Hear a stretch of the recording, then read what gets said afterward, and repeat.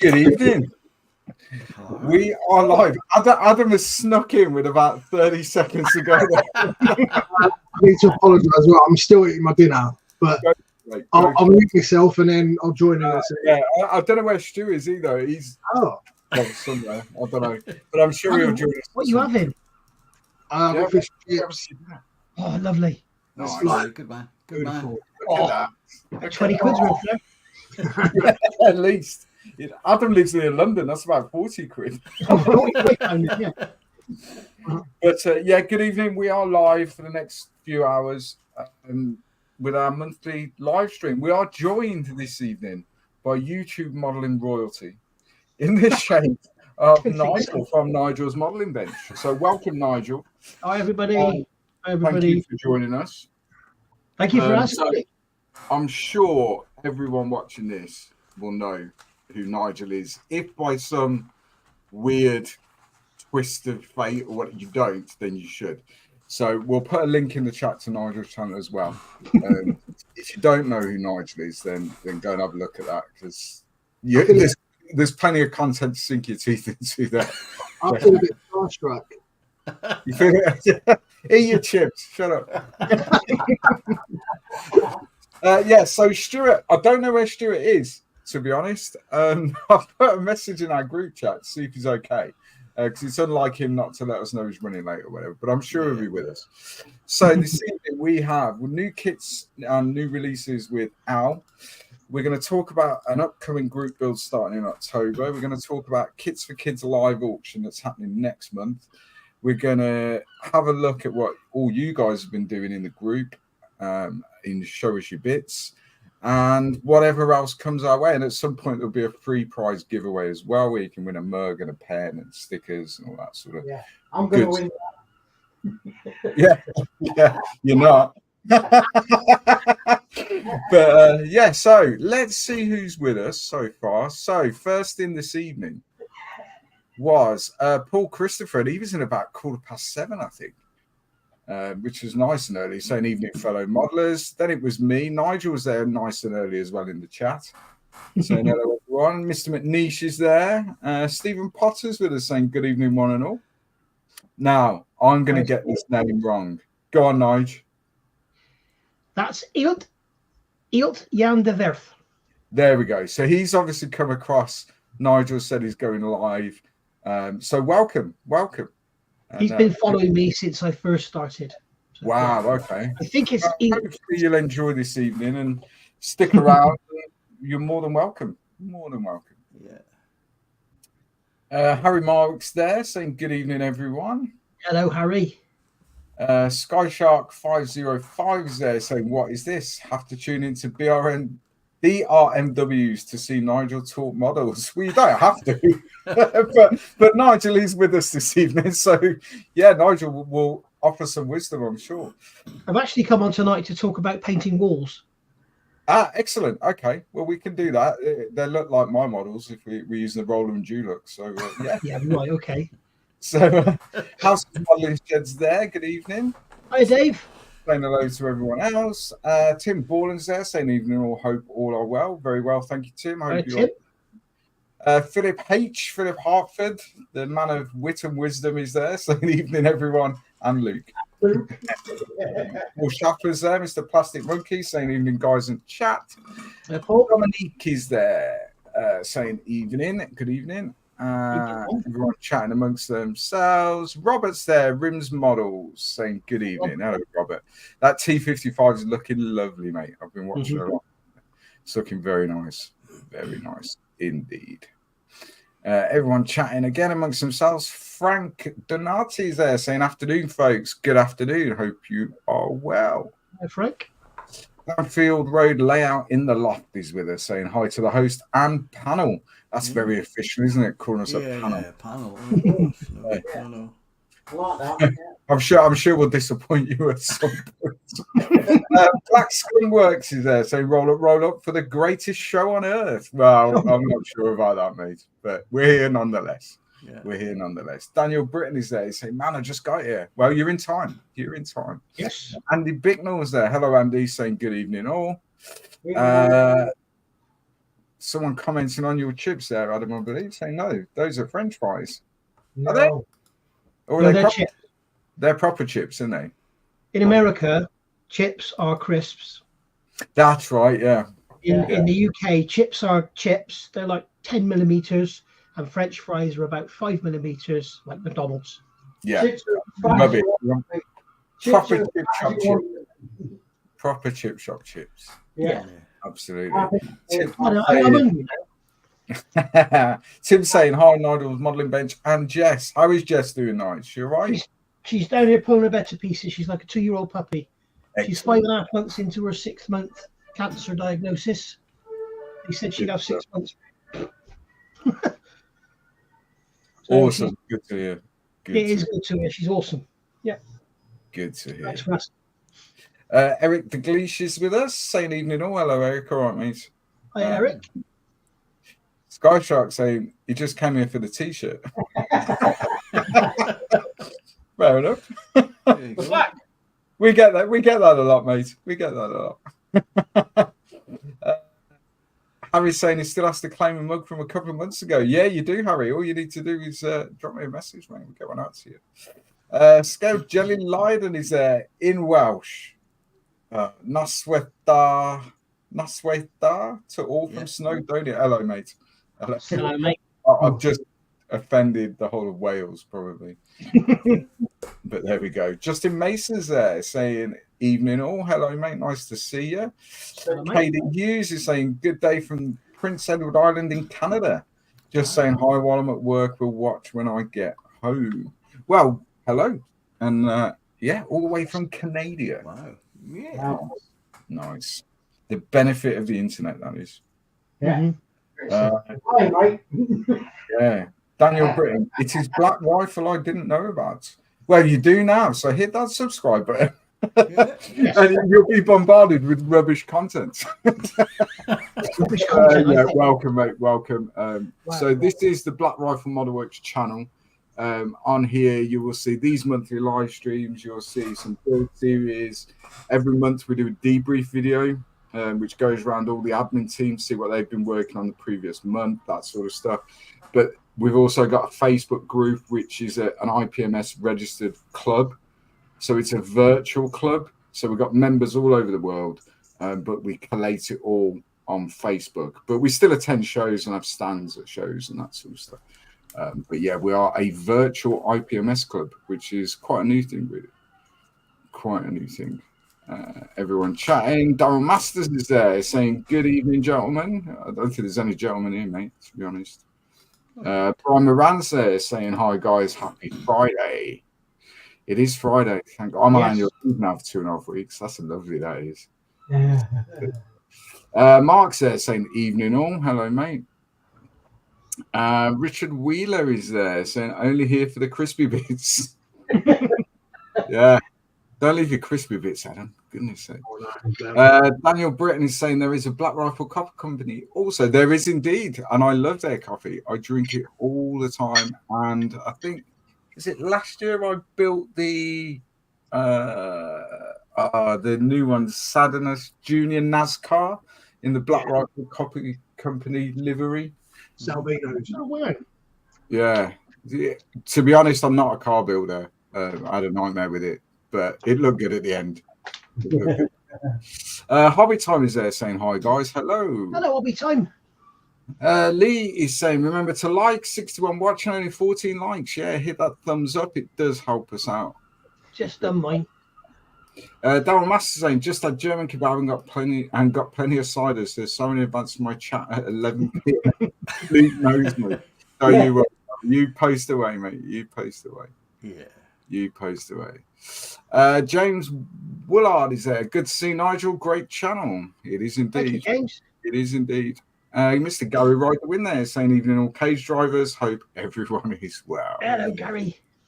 Daniel is saying model talk is never Monday, and I bought much from Nigel's reviews. We all have, mate. In fact, yeah, I've got these now. Tweezers. And it's tweezers on the street. They're the best tweezers on the planet. Yeah, they are fantastic. Cost me a lot of money, Nigel. It's to be fair. And everyone just chatting amongst themselves from what I can see. Rob's there saying evening all. Hey, Rob. Richie Lamb is there. Evening, Richie. Philip H is saying, to be fair to... No, that's the wrong comment. Jumped. Philip H is saying, to be fair, Luke, you're not much of a builder. Correct. Correct. Yeah, right. Hobby Time is saying he's got a second Mark 1 Spit if you want it, Nige. Thank you, Hobby Time. I've ordered a Mark 1 Hurricane today on Amazon. Which one? Thank you very much. Which one? Very much for the offer. It's very kind. You're the first person to offer a kit. Which one, Nige? Which one have you gone with? The Airfix 1/72 scale Mark 1 Hurricane. I've been sent some Yeah, I saw the video, yeah. outlaw paints to try out. Yeah. A little sample of them here. It's just some very small bottles. And basically, what he's actually done, Jim has sent me basically RAF colours. Okay. And, but the green is wrong. The green they've sent is medium green. It's too light for the... So I'm going to do a bit of mixing with the black and try and make it into RAF green. Okay, cool. The idea is it's a paint test on a build. It's not a build using these paints. So I wanted to make sure the paints was the main thing. So it's a small, simple kit. So there'll be no detail added to it, and it'll be thrown together. Awesome stuff. Awesome stuff. So we are here. So the first thing we're going to talk about, we have mentioned it a couple of times before. So a good friend of ours passed away fairly recently, Mr. Sam McCord. Now, Sam was, for those of you that knew him, Sam was a massive part of the community. He was a massive enthusiast for every single genre of modeling. His stash was phenomenal across all genres, and he sadly passed away. Now, we wanted to do something for Sam. However, we've left it for a decent amount of time because we didn't want it to be inappropriate. We wanted his family to kind of get over his death. Well, not get over it, but come to terms with his death. I have spoken to Sam's family this week. They knew the plan anyway. So starting on the 1st of October this year, running for 6 months, we're going to run a Sam McCord Memorial group build on the Facebook group and on the channel. This one is wide open because Sam's interest was so varied. He loved every genre of modeling. He loved every subject. He you know, you looked at his stash and there was everything from 72nd scale Hurricanes to 35th scale Doras and everything in between, and bikes, cars, everything. So what we're going to do is we're going to keep it very, very open. So you can build any subject, any scale. There's no rules around what you can and can't build. The only rules is obviously the kit has to be unstarted prior to the 1st of October. And then on the 1st of April, or probably the 2nd of April, because the 1st of April, no one will believe it because it's April Fool's. A post will go up on the group where you post 3 pictures of your completed build. They will then be voted on by the members of the group. The admin team will also be voting this time, and the admin team will also be eligible to win, which we'll come on to it in a bit. And also voting on their favorite builds will be Sam's family, who aren't modelers. So Sam was the only modeler in his family. The other rule is whoever wins, and there are prizes which will go, a big long post with all the rules will go up on the group tomorrow. But the stipulation is that the winning build or winning builder has to be willing to donate that build to Sam's family. And the idea behind that is Black Rifle Model Works will cover all the postage costs. We'll also pay for the build, whatever it may be, to be professionally mounted in a display case and everything else. And we will cover all the costs of getting that to Sam's family. The idea being that Sam's family will then have something that they can keep in a display case that will allow them to remember that part of Sam's life, because none of them are modelers. And that's why they're going to be voting on their favorite build. We're going to be voting on our favorite build, etc., etc. So the winner, although you'll win a prize, unless you won the admin team, we're not going to win anything. But if you do win and you win first place, then you have to be willing to donate that build to Sam's family, which will come via us, and we'll get it professionally mounted and all that stuff in a display case, and we'll arrange delivery of that because Sam's family are in Northern Ireland. We'll arrange delivery. If that means I've got to get in a car and drive it to Belfast to make sure it gets there in one piece, then that's what we should do. So that's it. So that's starting on the 1st of October. As I say, a post will go up tomorrow on the group with all the rules and all that I've just talked about in text form. So no one is under any illusion as to what it's all about. As I say, I've spoken to Sam's family this week, and they're very chuffed that we're doing this. So yeah, come sort of April, May next year, once it's all been mounted properly and everything else, then we'll be taking that to Belfast, where it'll be handed over to his wife and daughter. So that's the Sam McCall build. That's what we're doing there. The other thing we need to talk about, which is happening next month, so essentially 4 weeks from today, so the last Friday in September, is the Kids for Kids Project 2023 online charity auction.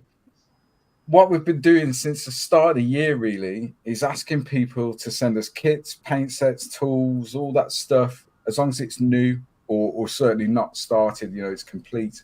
And people have been sending stuff in. Myself and Stuart have been collating all that stuff. As it stands today, we have 76 lots to auction off. Everything. Rubicon Models have been brilliant. They've donated loads of stuff, brand new. We've got things from a 24 scale Spitfire, from Airfix. We've got an airbrush. We've got paint sets. We've got car kits. We've got sci-fi, aircraft, the whole thing. And we've got 76 lots. We are going to say that as of the last day of August, which is next Thursday, the 31st, as much as we would love to have 150 lots to auction off, we have to be conscious of time and logistics and all that stuff. So as of the 31st of August, please don't send us any more stuff, because we need the month of September really to collate everything, get everything photographed, ready for the 29th of September at 8 o'clock, where we're going to auction all this stuff off for charity, and every single penny will be going to Kids for Kids. If you don't know what Kids for Kids is, then go and check out the video on this channel that talks about what it is, and also on Mark Andrews' modeling vlog. There's a video. This is essentially Mark's baby. Mark is the chairman of Sesco and Hemsworth Community Model Club. It's his baby. We have just agreed as a club that we will do something to support the charity. Target is £5,000. We're currently at just over 3,000, and we're hoping with the lots that we've got, we're going to smash that target at the end of next month when we auction them off. So that's the plan. So keep your eye, if you haven't already, hit that bell notification and you'll be notified of the auction. And there's some really, really nice stuff up for auction. Definitely. Really, really stuff that you wouldn't necessarily see anywhere else. So yeah, get involved in that. Dig deep, because it's for a wonderful, wonderful cause. How does it work, Luke? Do we have to physically send you the kit? Yeah, so the way we're doing it, Nige, is if someone's got something they want to donate, if they send it to us, that gives us time then to collate it into a spreadsheet, get it photographed, get it put into slides, basically. And then what we will do is whoever wins it on the night, we will organise all the postage out to them and everything else. So as long as it gets to us, we'll do the rest, basically. So yeah, either send it to myself or Stuart. We've kind of got the lot split between, because we only live down the road from each other, really. And then what we're going to do, as I said, during the month of September, we're going to put that all together, get it all organised, and then on the 29th, we just auction the lot. And you're based in the Midlands, aren't you, Luke? Yeah, we are, mate. Yeah. Sort of. I used to be in Birmingham, but I escaped that shithole. So we live sort of border of Staffordshire now. That's where we are. So yeah, super. Right, let's catch up on the chat. Sue Shaplin's there, Ice Queen. Hello. Richard Lamb is saying, got a kit to donate, Luke. I'll bring it to the Medway show. Lovely. Thank you, Richie. Everyone just chatting amongst themselves. Yeah. So there's nothing jumping out there. Super. Al, shall we have a look at new kit releases? Possibly. Now, the reason I say possibly is because at the moment... Do you need a minute, Al? Yeah, no, not at all. There are internet problems in Lossiemouth, and I've been dropping out all night. So you may get about 80% of the kits tonight, but not to worry. We'll bash on anyway. I just need to bash a few buttons, don't I? Yeah. We'll see how we get on. We'll see how we get on. Yeah. Make sure Before we do that, Al, while you're bashing buttons, a name has just appeared in the chat. Look at that. Southwest Traveller. Hey, the man lives. That's Chunk all the way in Australia, mate. Nice to see you, Chunk. God, I bet it's early there, isn't it? I bet it's got to be, what, 5:30 in the morning, 5 o'clock in the morning, Saturday morning? Chunk's in the future. Essentially. Yeah. Nice to see you, mate. Hopefully you're back at the bench and get posting on the group, mate. Yeah, post on the group. Yeah. Daryl's saying 59 people watching and 16 likes. Yeah, hit the thumbs up. It helps us. Go on then, Al. Sorry, mate. Okay. Let me see. It'll be a window. It'll be one of these. Can't find it now. Oh, 5:25 a.m. Oh dear. Yeah, it would be about 5:30. Yeah. Is that a late night or an early morning? No, in Chunk, that's probably a late night. Yeah, same here. I do that often. Yeah, I'd imagine he's been up all night. Yeah. Okay. Super. Are we struggling now? Yeah. Fine. I've clicked. Here we go, and there we go. Okay, so can we see that? Nice. We can. Nice evening slide there. Midnight, but anyway. Okay, starting off this month, we have from Magic Factory the 1/700 scale CVN 78, the USS General R. Ford. It's a new kit, new tool, and it looks quite good. 1978. So there's some classic aircraft on there. Who were Magic Factory? I've never heard of them. That's literally the first day I've heard of them is today. Yeah, I think they are pretty new, but I think that again they're Far East. So nice.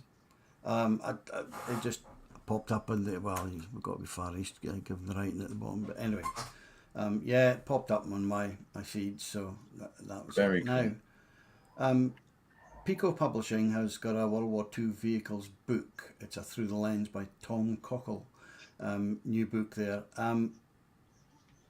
I've just given the obviously the cover picture there, but it's got some real good detail in there, and even as an on-armour chappy, I was quite impressed. That's 2127, direct from Pico Publishing.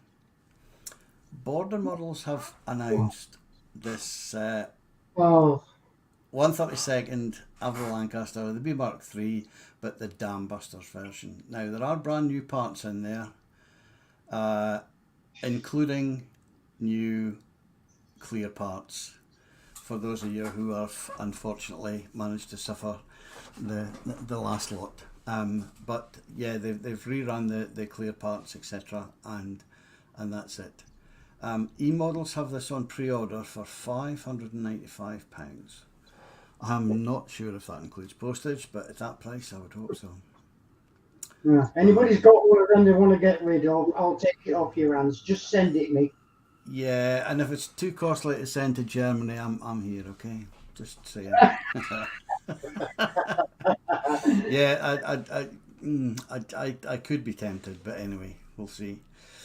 No. Rado Miniatures. This is another, I think, new company. Have Oh, you're frozen. Exhausts for the. Yeah, it's all right on your back. You're back. Oh, did I drop it? You see, I can't see if I'm dropping out now. I'll let you know, mate. I'll let you know. Yeah, that's fine. Okay, how much did we lose there? You got Radar Miniatures is a new, and then you froze. Okay, right. Well, we've got some August releases there. Tiger Turret Bins, etc. You can all see it there. But interestingly enough, I mean, this is all impressive stuff. This 3D printed, but the way that all the supports are there, that's got to be a job of work taking that off. Especially. God, it's not as bad as you think. No. If they come off cleanly, it's not too much cleanup. Oh, yeah. Cool. Well, let me just say, someone was commenting on my channel last week, and they got quite deep into it. And I've been looking into it. It's expensive, but you can buy these ultrasonic knives now, and the knife actually oscillates at like 60,000 times a second, whatever it is. It just literally cuts through without putting any pressure on. It's something I need to look into, but it's about £200-300. Well, £600 for for screws and stuff. It might be amazing. Yeah. I mean, if you think, how much are they now? What, 200-300 quid? 200 or 300 quid, yeah. So, and if they're robust enough, how many sets of God hands, for example, will you go through in 10 years? Exactly. So actually, although the initial outlay might sting a bit, it might actually be saving you money in the long run. Who knows? Yes. Yeah, that's how I'll put it to the wife. Yeah, exactly. But I'm saving money. But they were on sale, honest. Now, Kyoto. Nice. I've got this 135th Art Pla Kuster, the Maschinen Krieger. Sorry, guys. Shush. It's all right, mate. From the SF3D series. I don't know much about it, but these are two different ones apparently, from what I can see, and available from Hobbylink Japan at $32.83. Nice. So I think normally, Maschinen Krieger normally comes in two scales. So it either comes in 1/20th, I believe it is, or it comes in 35th. If it's a 35th scale boxing, then you probably get both. You'll get two in a 35th scale kit. Whereas in the 1/20th kit, you obviously get one.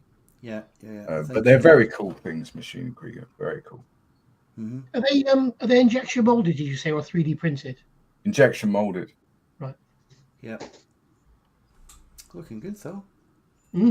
Yeah, very nice. Edward have got brought out this 48th upgrade set for the A6M2-N roof. I think we had. Did we have that on last month? Can't remember that. Yeah, I think that. Well, you weren't here, so it's okay. No, anyway, I did watch it though. I did watch it back. Wow. Well done. Anyway, so £25.20. Just falling out there. The new kit release, but that looks quite good again. Everything you would need for it, just everything. Typical Edward stuff, just quite thorough. Revel releases for August, and some are re-releases, but may be of interest. You've got a 35th GTX Boxer, 24 scale Land Rover Series 3, a 72nd gift set, 75th anniversary. I don't know if that's there at all. Is that the Skymaster, that airlift? Yeah, possibly. Yeah. You got the Skymaster, and the 25th scale Mustang Boss. 71 Mustang, the bread van. Yeah. So, see, there's been a lot of talk about this over the last, I don't know, couple of weeks around various YouTube channels and social media and whatever about Revel. So Airfix came in for a lot of criticism a few years ago because they were popping old kits in the same packaging as new kits, new tools. Airfix have changed that, and they now call them, is it vintage classic they call them now? So you know that you're buying an old tool kit. Reval are fuckers for it, because what they're doing is they're redesigning the box. That GTK boxer, I've built that about 8 years ago. Yes. That is not a new kit, and it wasn't the first time. I've got a 196 scale Saturn V, which was done on the anniversary of Apollo 11, and it's plastered on the box new. And it's actually 1969 tooling. Yeah, they put new instructions in it, and that's it. I don't know how they get away with it. They call it new, and it's not new. It's 40 years old or more. Yeah, I had one sitting in my cellar for about nearly 20 years, and I knew I was never going to build it, so I popped it up for sale. Wasn't even on there a day, and the bloke came and got it. They need to do something about that. They need to go down the Airfix line and just putting something on the box to let people know this is not new. If I may, Luke, when them Apaches come out, I was just bowled over because I built their Revell original Apache that they came out with. Oh, yeah. An absolutely dreadful build. It's awful. It's absolutely horrendous. Nothing would fit together properly. Looks like it's got a Mustang bubble top canopy on it. It looks like it's falling apart, to be fair. They need to do something about that, Revell. Sorry, Al. Yeah, but it's difficult for me to spend quite a long time on the slides anyway. If I go back checking everything through ScaleMates to see if it's a re-release or whatever, we'd have one slideshow every 6 months. Yeah, probably. But anyway, it said new, so good enough. Yeah, they're terrible for it. Fair play to Al. He's got their August re-releases, and that's probably true. They've been re-released about 15 times. This is again new from Mini Art. It's coming soon. 35th Liefer Prinzwagen. Type 170 with canvas coming soon. So no prices as yet, but yet another classic from Mini Art. They're certainly finding their niche, aren't they? So Again, we've got some 3D printed stuff from Minicraft. It's a new company, as far as I can see. 3D printed aftermarket for 48 scale aircraft mainly. There's various stuff there, but no doubt they'll branch out in the future and get other stuff. One of the good things about this new company is you can see there how they put cages around everything to protect it in postage. That looks to be an excellent decision there. A wee bit more material, might be a wee bit more cost, but at least you're assured of getting the bits in one piece, or mainly in one piece. Mini Art coming soon from Mini Art, 48 scale P47D-25RE. It's a Thunderbolt classic aircraft. Looks to be quite good. The 3D renders there look absolutely stunning, and I have heard from a source that it's a really nice kit, even though it says basic kit on the. Yeah, what do they mean by that when they say basic? Because Mini Art don't do basic kits, do they? I don't know what they mean by that. I think the part count's less than 150, so per wing. I have no idea. There's just some kits they call basic.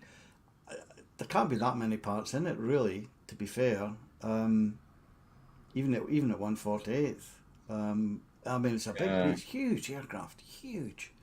I can imagine that what they're probably going to do is team up with like Edward and ResKit, and they'll probably bring out the full edition, the modeller's edition, or something with a resin engine, cockpit. Yeah. And that'll be like Edward do the weekend edition, don't they? And they do the proper one.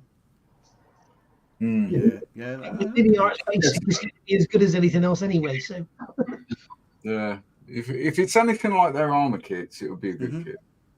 Yep. Yes, with wonderful plastic as well. Now, Mitch's military models have got this 200mm US para. It's coming soon. They've already got a British para out there, just in case anybody's asking. But this is their most recent one. I was perusing their site recently, and I'd seen this and I thought, wow, you know, it's good. 200mm is quite big. I've seen some painted up as well, and they look absolutely stunning. Yeah. But you get what you see there. It's just, you know, that could be stunning, you know. Yeah. And I think that it's the same dial for most of for the British para as well. But they do everything, and the figures look really, really good. Yeah, I've painted a couple of their busts. Yeah. I've done the SAS trooper in the full counter-terrorism rig with the respirator and everything. And I've done the SBS Royal Marines officer in the full and the casting.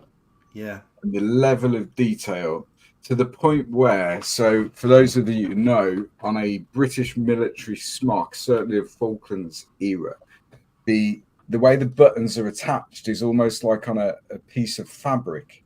Yeah. That covers the buttonholes. They've even got the texture of the fabric on the material that holds the buttons onto. Like, it's phenomenal. The level of detail is just unreal.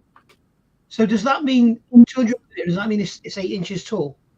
Yeah. Yep. Right. Wow. Very nice. I don't think it's to a scale. It's just it just said it was 200mm tall. Yeah. Okay. Now, interestingly, for as good as the detail is on that,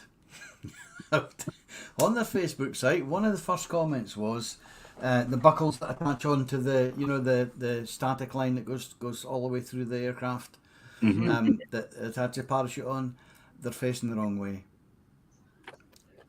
Apparently, according to this source. But what they have, what he said is that it's already been corrected, and only corrected ones will be sent out. So there you go. Yeah, and that's yeah. Shut up. Well, you could go back if you want. Couple of painting and weathering books coming soon from Vallejo. Weather effects of aircraft and Scapa flow. No prices as yet, but they're from the round focus thing, which it can be quite detailed. Yeah, Interesting. Loads of books coming out. Funnily enough. Again, this is another one. This is a new one from John. You can pronounce that? Here in focus. Yep. Yeah. Yeah, edition number 1, Here in Focus. It's due in September, and it's all about the Luftwaffe during the war, etc. So, loads of good stuff there. You've got colour schemes, you've got maps. It just goes into great detail. That looks to be an excellent thing, both in German and English. Yeah, very good. That'll be cool. Coming soon from Takom. Well, it's 135th G13 Hetzer. It's a Czech-made, Swiss-used version of the Jagdpanzer 38. Nice. Okay, no prices as yet, but you can see all the bits on it. It looks really good.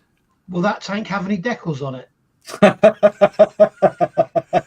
No, Hopefully not. And one of them's pointing the wrong way. Yeah, I mean, it's Takom. I stand by Takom as a manufacturer. That Apache as a kit, beautiful. Yes. Dog shit. They're Yes. like, Construction. Oh, Sophie. And the instructions, you're better off getting a Tesco's receipt and reading that. Yeah, absolutely. Yeah, but I've built some of their armor before, and their instructions for their armor kits were way better than Apache. It seems to me, and I'm probably wrong, that Tacom were in a rush to get that Apache to market before Meng did. And I think that is reflected in the quality of the instructions, which, as you say, you may as well read a receipt from Tesco's, and the quality of the decals. They're just awful. They're just awful. They've been rushed. I mean, in those instructions, it doesn't even. I was going to go out and buy aftermarket seatbelts because in the instructions, it doesn't say anything while you're assembling that cockpit about the seatbelts. They're in the kit. It's got PE seatbelts in the kit, but it just doesn't mention them at all. It's awful. Awful. Excellent. Okay, moving on. Even more books coming soon. South Pacific Air War Volume 3, The Coral Sea and the Aftermath, by Michael Claringold and Peter Ingeman. That looks to be quite a nice book, quite detailed as well. 35.44 plus postage and packing from Avon More Books itself. So go and have a look at that one. It's the best picture I could get. It's a bit groggly, but never mind. Again, another book. Loads of books this month from Phoenix Scale Publications. It's the Raremark series in profile and scale. The Modeller's Air Guide 7 by Andy Evans, the Westland RAF RN Sea King. It's coming soon. No prices as yet, but again, known to be a fairly good book. This was, again, another rushed publication, obviously for the Airfix recent release, in case anybody's not heard. But yeah, there you go. 202 Squadron. Gecko Models coming soon is 35th US Army Heavy Type 2, the M400T pallet forklift. That looks quite nice, actually. Yeah. Minute. From what I gather, though, these tracks came off. Oh, you're gonna go now. He'll be back in a minute. Yeah, I mean the Gecko. There you go. Oh, you're back. Oh, right, here we go. So go on. So the tracks, what, mate? Sorry. Yeah. The tracks come off really easily on that type of machine. A load of time was spent putting them back on, but yeah, a nice little addition to the Gecko Models. Yeah, I love the fact that Gecko are tackling the more modern stuff. Their line of 35th scale modern British stuff is brilliant. Yeah. Really. Yeah, but they're going in depth into the stuff that you wouldn't normally get. You know, it's almost like Dio stuff, if you like. Yeah, absolutely. I mean, that behind some sort of ARV or whatever, building a hetero barrier, brilliant. Absolutely. Well, I mean, it's probably doing the aircraft revetments and stuff. So yeah, really good. Nice stuff. Border Models have announced a 1/35th scale Spitfire. It's the Mark II, the Mark V, or the Mark V-B. Obviously, it's way down the line because this is screenshots of the actual production, initial production. No prices as yet, but it's an interesting scale. And yet another Spitfire. How much do we reckon that'll be then? If you buy it from China, it'll be about 40 quid. Yeah. The trouble with the Border Models over here is the distributors are just, I mean, that Stuka I did was available in China for £40. Over here it was 70 quid. Yeah. It's going to be the same with that. I've been chatting to Border Models recently because they're sending me that one, and apparently they're sending me the Lancaster. And from what they're saying, it sounds like that is coming before the Lancaster. Okay. Really? So, wow. But it looks to me like they might have used the Hobby Boss Spitfire as a pattern. And the Hobby Boss Spitfire's got a very fat canopy, so I just hope they haven't got that bit wrong. Interesting. There was some discussion about the fuselage shape being too round. Yeah, same as the Hobby Boss. Yeah. Which kind of put me back to the Hobby Boss one. So, or reminded me the comments in the Hobby Boss one. But yeah, new Imagine stuff. the diorama though, with with a KT or something, and brilliant. An AEC Matador next to it. That'd be bloody great. And of course, as per all the comments in here are, why 35th? Well, why not? Really? Yeah. Because a lot of armour's 35th. I think the aircraft folks have moaned for years about why not 32nd armour? Because you get 32nd aircraft and stuff. So. Yeah. 32nd, didn't it? And Tamiya made it 35th, and everyone just followed it. Yeah, that was. Yeah, because for years and years and years, Tamiya were and it could be argued still are, the industry lead, aren't they? So if they set the scale at 35th, it makes sense that other armour manufacturers would just fall in line with that, really. I seem to recall Tamiya started off doing 35th stuff, and then it wasn't very popular, so they went to 32nd. I think Tamiya would have. I'm sure I read that somewhere. That set it at 35th for armour, really. Yeah. I don't remember Tamiya doing 32nd. I know that Revell, Airfix, Monogram, they all did 32nd. Yeah, because didn't Airfix used to do 176 vehicles as well, which is like HO scale or something? Yeah, absolutely. Interesting though. Now, new from One Man Model is this 3D printed 72nd scale Bridgeway BR765 Sahara. That looks a really good kit. Based on the original packet design, the American C47, something like that. The packet transport aircraft, but that is a huge aircraft, and even at 172nd, that's going to be quite big, I would think. But you can see the contents of the box at the bottom there. Interesting. I'm just wondering, did this guy used to work for Kitty Hawk? I'm looking at the fuselages in about.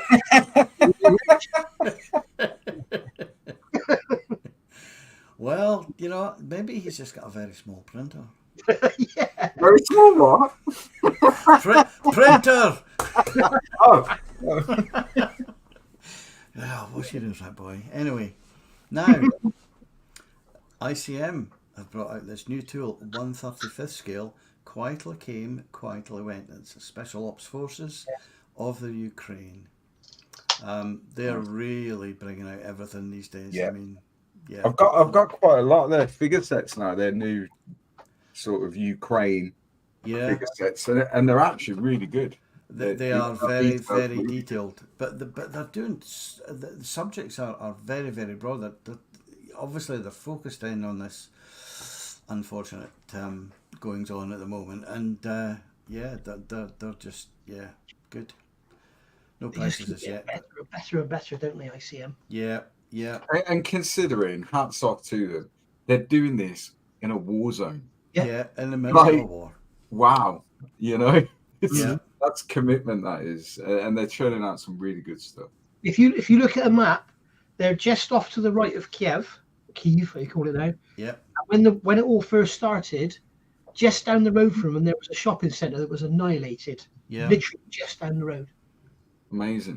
Literally like quarter of a mile down the road. Yeah. Yeah. If they were when I was chatting to her about the Sky Crane, she was sending me emails, and at the same time I'm seeing on the news about bloody office buildings being blown up, and it's just down the road from them. Mm-hmm.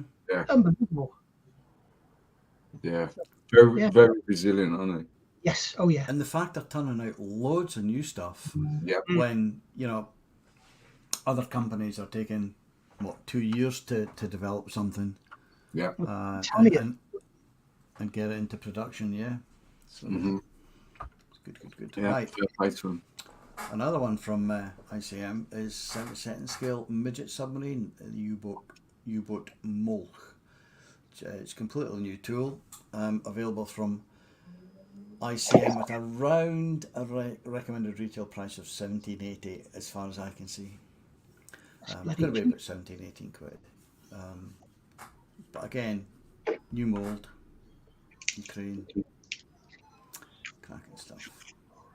Nice. Now, we've got some new decals from Aztec Models, and they tend, when they do their decals, they do them in 144th scale, 72nd, 48th, and 32nd. That, you know, and not many companies do that. They may start off with the 72nd, 48th, and then branch out either side, if you like. But the reason that I mean, these are very pretty, but the reason I put this in is for Sam's build. I'll be building. I bought from his stash the Korean Nice F5, and I'll be doing that. So I was severely considering this sort of scheme because it's just out there, you know. So, but yeah, it's lovely, isn't it? Are their decals good as well?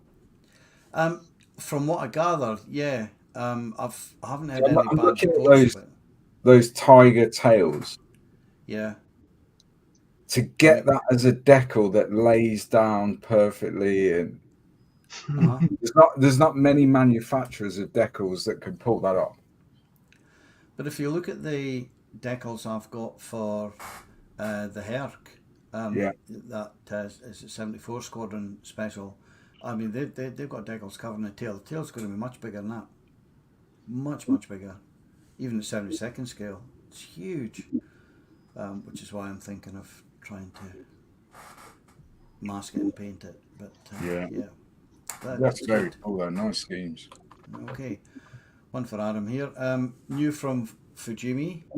Coming soon in September, I believe. The 20th scale McLaren Honda MP4-6 from the McLaren Racing Team, sponsored by Shell. It's all available at Spot Model for pre-order, no price as yet. Now, from the 1991 season, but I don't know if this hasn't been done before. Possibly from another company. Did Meng do that? Possibly. Oh, I don't know. Haven't Meng just released 12th scale? Pretty sure Tamiya have done that one. Well, Yeah. they've done a similar one. I built one years and years ago. It was the MP5, I think, or MP5B, something like that. Right. Yeah. Similar to that, and I imagine they've done it. Okay. Yeah, it just well, it's an iconic one, isn't it? I mean, McLaren Honda. So, and again from Fujimi, they've got this 24th scale Lamborghini Countach, the LP500S, coming soon in September. No price again, but Love that car. Yeah. See, do you? See, a lot of people love it, don't they? It's like an iconic supercar. Yeah. I think it's bloody ugly. I really do. Did you ever see that one where Jeremy Clarkson drove it? Yeah, oh yeah. And he had to reverse it with the door open. That's it. Yeah. That's Yeah. it. I think I'm with Luke. Most cars are ugly, but never mind.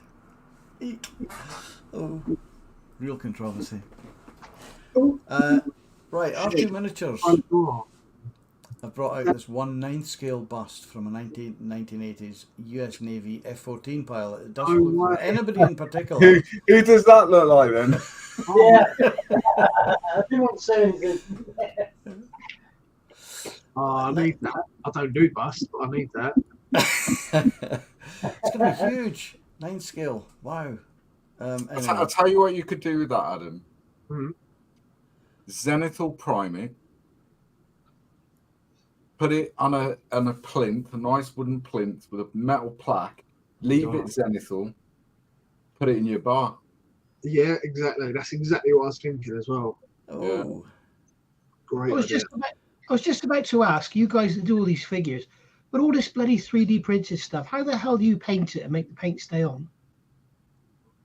Just prime it. It's just resin. just be able to prime it. Yeah, once you've cleaned it. Yeah, I mean, it's in bits anyway. As long as it's been cleaned properly and cured properly. So IPA is kind of the go-to. Really. Do you soak it in IPA or just apply it with a brush? No, you soak it and dip it in, and I've got like a special cleaning machine that cleans it all. Yeah. But yeah, and then you can prime it with, you prime. Don't use Vallejo, obviously. What if you have a special cleaning machine? How do you clean it? Well, yeah, you can just have a bucket of IPA and just dip it in like a few times, and then let it like blow it off, and then dip it in again, let it dry, and then it's pretty much. Well, then you have to cure it with a UV light, and then sit it in the sun on the windowsill, yeah. Yeah. Oh, yeah, you can do. Yeah. Right. Okay. Yeah, that's very cool.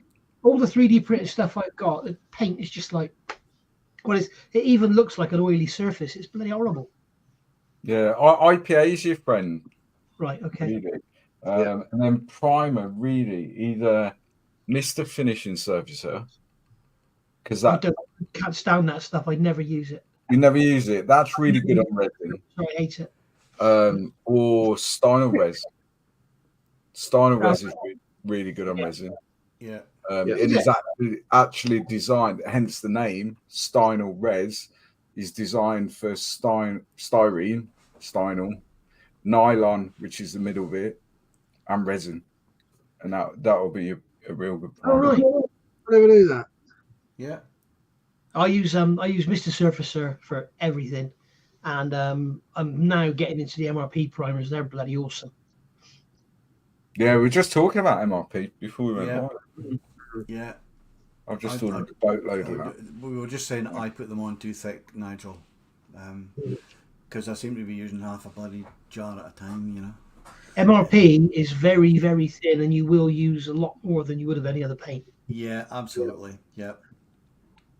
Which is why we're trying this outdoor paints, because apparently that's really good. Although I've heard it's very thin. Okay. We should. So £62 for Mr. Cruz there, plus 12.5 quid. Yeah, I'll definitely be getting that. Very nice. It's the D3, the OFAG and the hand rots. HD1, HD2. It was, they brought it out in 32nd scale, but they've now brought it out in 24 scale.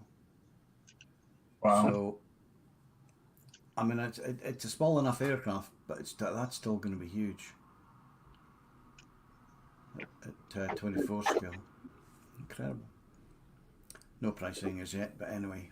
Now, I don't know if this is new or not. Maybe Luke can tell me, but it was a pretty picture, so it's in.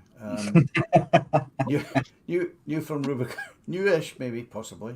Newish from Rubicon Models. It's 56 scale, Rappenschlepper Ost, the RSO 01 or 03. 21 of their pounds at 56 scale. So yeah, that looks quite good. Be a dinky thing. Been out for a while, has it? Yeah, it's been out for a while, but they've just released a load of new stuff, Vietnam type stuff. To be honest, before I started building them, I was like 56 scale. That's too small. But I defy anyone to put a Rubicon kit together and not love every second of it. They're so well engineered, and the level of detail at that scale will put a lot of 35th scale kits to shame. Yeah. Why are they 56 scale? Why did they choose 56? Rubicon initially, or still are, they were designed. So Rubicon Models is based in Hong Kong, but they have. So there's Rubicon UK, Rubicon US, etc. But they're actually based in Hong Kong. The reason they're 56 scale is because initially they were designed for wargaming. Okay. Like tabletop wargaming, so like bolt action and that sort of stuff. So the majority of their range has always been World War II to match the game. But then a few years ago, a few sort of modelers, if you like, rather than wargamers, started putting their kits together. And then all of a sudden, it was like, actually, they're really nice models. So they'll never move away from 56. You'll never see them do like a 35th scale kit or whatever. But it's gained so much popularity now among modelers, because if you're doing like a vignette or a diorama, if you're doing a 35th scale diorama, that's quite a lot of real estate on your shelf. Yeah. And you can only show so much. Whereas at 56 scale, you can have 3 or 4 vehicles on that diorama for a lot less real estate. And it works really, really well in that way. And honestly, their new Vietnam stuff, the figures, and as I say, it put 35th scale stuff to shame. It's so good. So good. The M113 that I built, which they sent me before it was released, they're released now. That's got a full interior on it, on that M113, and it's phenomenal. The level of detail is just awesome. Yeah. And it's probably 4.5 inches long. It's honestly really, really good. Really good. Cool. Some more 3D printed stuff from Blast Models. This is their August stuff. Various prices. You can have a freeze the screen if you want to have a look at that. But I think we had some of that stuff last month as well, but they've just mixed it around. So it's cool stuff, isn't it? Cool yeah, stuff. absolutely. Just finishes off the model nicely. Now, yeah, newish, I think, possibly, perhaps, maybe, I don't know, from Aoshima is a 1 to 220th scale, super big size Thunderbird 2. And it obviously comes with all the inserts there, although they look very toyish as opposed to the kit. It is an actual injection kit as well, so but the other stuff doesn't. I think they just look. I mean, I think unfortunately, whoever they've got to paint those has not done them much justice, have they? Let's be honest, because none of it. Yeah, you could probably do quite a nice job with it. Yeah.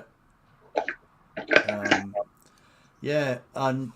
it must be a fair size at £55. Yeah, it's quite cool though, isn't it? Very nostalgic.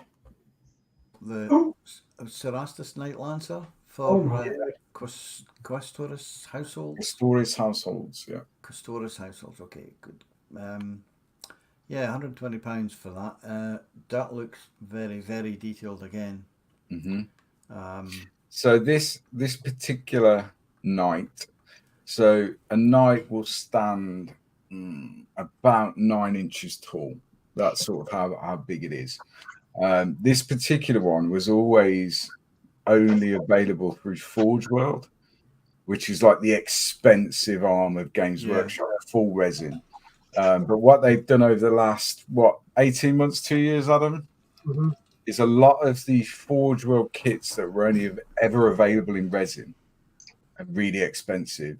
They've started to release them in injection molded styrene, and this is one of those. So this from Forge World would have cost you in the region of £500 to £600.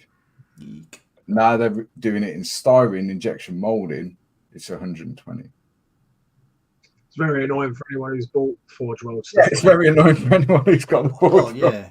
Luckily, I've only bought one thing, and it was about £100, so not the end of the world, but still annoying. Yeah, nice though. Yeah, that's very cool. And that's it. Where is that, Al? Well, I call this masterpiece here 2 distilleries, an animal feeds plant, and lots of whiskey. This is up at Rothes. Top right is I think it's Glen Spey Distillery. The one on the left there is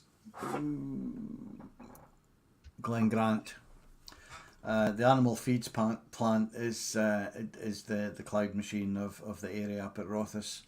You come down the hill there, you can see the road on the top right hand side, and it's at the junction of a split in a valley junction.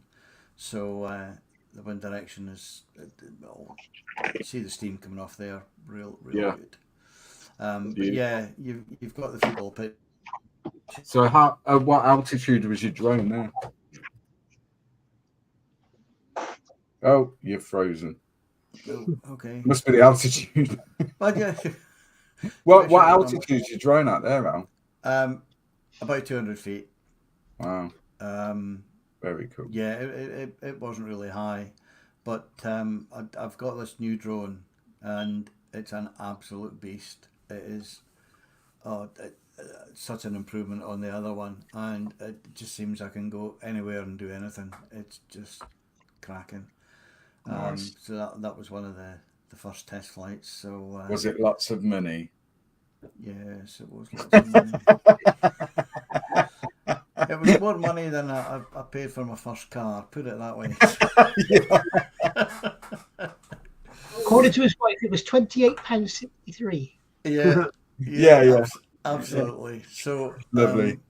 I think that's that. Let me find where we are. We're not in Zoom, are we? Oh gosh, I've lost it. How do I stop sharing? There we go. Thanks so much, Al. There you go, Al. You've done it for me. Thank you. I was getting there. I just get so lost. You know, I'm still in the Zoom. Yeah, nice one, Al. Some good stuff there, mate. Really good. Okay. Big thanks to Stephen Potter, who, while the slides are running, is putting a £20 super chat. So thank you very much, Stephen. Thank you very much. Lots of people chatting amongst themselves in the chat. James is saying for £600 he would want Nigel to build it for him. If you're talking about it, but I think it costs you a lot more than that, mate. Talking about the Border Models Lank. So they're going to send you one of those, Nigel, the Dambuster ones. Yeah, I didn't want to interrupt while I was talking. What they're doing, the clear parts, there's been a lot of talk online, and believe me, they're not as bad as a lot of people say they are. They're not perfect, and for £600 you expect perfection. Don't get me wrong. What they've done, they've taken the worst parts from the sprue. So the main canopy, all three nose blisters for the different three types, I think the side panels of the rear turret, and a couple of other bits, and they've remade that sprue. And if you look at that sprue, it's got single injection points, so the plastic just flows through the mold, and you don't get I'm told it's called a weld line. We call it spider webbing. No, it's a weld line. Okay, sorry. It's where the plastic meets in the mold, and you get like a cold front, and that's where you get the spider webbing. Yeah. So if you notice, all modern kits now have the single sprue point, so the plastic goes through. The next thing now is going to be, I got my kit, and because there's only a single sprue point, it broke off, and I've got a big white crack all through my part. That's going to be the next thing. Yeah. You can't win. No, but there's basically that kit is going to have the old clear parts and the new sprue. So it's going to be nice. They say they're going to send me one, but saying that, they told me they were going to send me the cape, but they haven't. They told me they were going to send me the FW189 and the 190, and they haven't. Right. So now they've told me they're going to send me the Spitfire. Maybe they've got the wrong address. It might be. Yeah. You want to go next door and see if they've got it? Yeah. They're really weird. You email them, and they get into a conversation about how the weather is and how the financial things are in China. And they get like a 10-page email. Yeah. And then next time you email them, just ignore it. So weird. Yeah, weird. I believe, Nigel, there's also a new, is it a rear turret? It's in there, a new marker turret. Which I think what's happened there, I'm probably guilty of misleading people. I was misled. They talked about having a new rear turret, which they talk about in the original kit. But what it is, it's the FN, whatever it is, and then the FN somewhere else.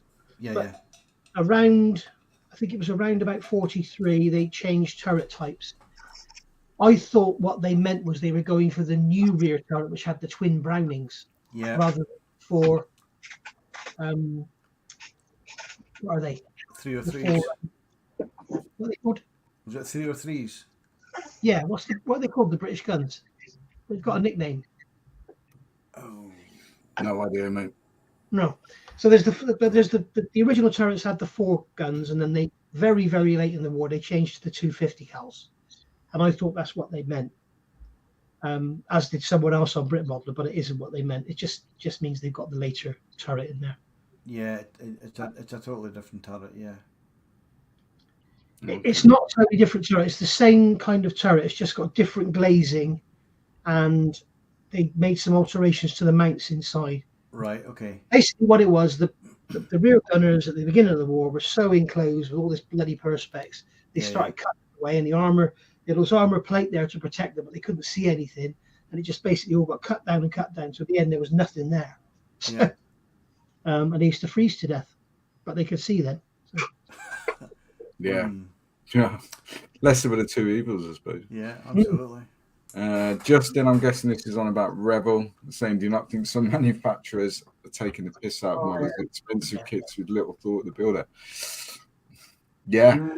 Yeah. I think what Revell do with their old molds and new boxes, it's just blatant lying, really. There's nothing on those boxes to tell the customer that that's an old kit, an old mold. There's nothing on there at all. They're being economical with the truth, shall we say. Yeah, they're not even, there's just no truth on that box. So they just put a new sticker on it, and if you don't know any better.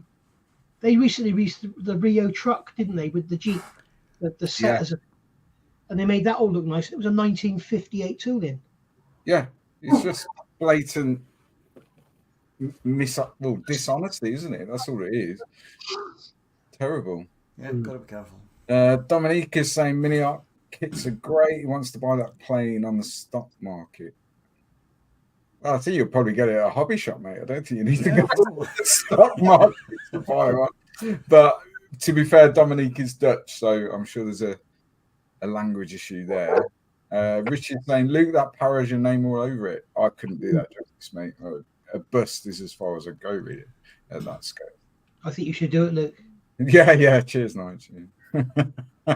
Figure paint. But a bust is as far as I go, I think, at that scale. Did you see that? Sorry, mate. I'm not sure if it was on your page. I don't know. Of Salahuddin. That bust of him. Yes. Did you see it? Yeah, it's awesome, isn't it?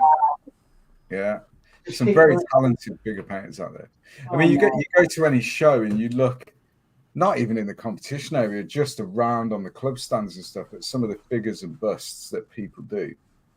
And it's just mind-blowing. Yeah. You know, they look real. The skin, they look real. It's phenomenal. Have you seen Gavin Booth's work? Yeah, I like Gavin. Yeah, he does some cracking work. Yeah. Oh. Yeah, it's one of them. It's one of them. Tim's saying he won't ever buy another Tacom kit after his experience with the Apache, especially the decals. I'm sorry, Tim. I stand by that kit. I do. I think it's a lovely, lovely kit. Yeah, I'll be honest with you, Tim. Like Luke says, you can't hate Tacom because of that kit. No, I've never experienced problems like I have with that one in any other Tacom kit. So I think another thing there, like Luke said, did they bring that out in a race to make sure that they beat men? And what you have to do is you've got to sit down and then wait for somebody to come out and say, "Well, I built them both, and here's my critique." Both. I mean, I'm sure. You know what I mean? I am sure the men kit, if nothing else, the instructions and the decals will be better than the Tacom kit. I'm sure they will. Yeah. And that's what people will judge that on, because there's been so much grief being thrown Tacom's way for and rightly so, for the instructions and the decals. But the kit itself and the build and the level of detail, and I still stand by that kit. It's over there. It's just stalled because me and Nigel have had conversations about the decals. I've tried many different ways to get it to a point where to make some usable decals for that kit. But what I'm not going to do is, because of the amount of work I've put into the build and the initial painting, I'm not going to ruin the kit with substandard decals. So it's stalled. And I think Caracal models, carousel models. A couple of weeks away, I think, from releasing their aftermarket decal set. Yeah. ASK are going to do a set as well, art scale kit. And as soon as that happens, I'll finish the Apache because it's all ready to go now. I've done everything. It's at the decal stage, and then I can weather it. But I can't weather it until the decals are on. So I can't get the old bloody decals off. I've tried everything; they will not come off. Yeah. Really? Yeah. They're not good. They're not good. But yeah, Tim, don't write off Takom as a manufacturer because I've built several of their armor kits and they're phenomenal. They're so good. So don't write them off on one bad experience because every manufacturer at some point has released a kit that hasn't been that good. Even Tamiya. Yeah, even Tamiya. They've done it, you know, but don't write them off over one bad experience because you're limiting yourself then to actually some really good kits. Yeah. Really good kits. Philip saying USCP is still making great model kits from the Ukraine. Indeed. Super. So I think everyone's just chatting amongst themselves. I'm not reading out Daryl's comments because he's on the side now. Yay. Questioning Harry's parentage. So we won't bother getting into that.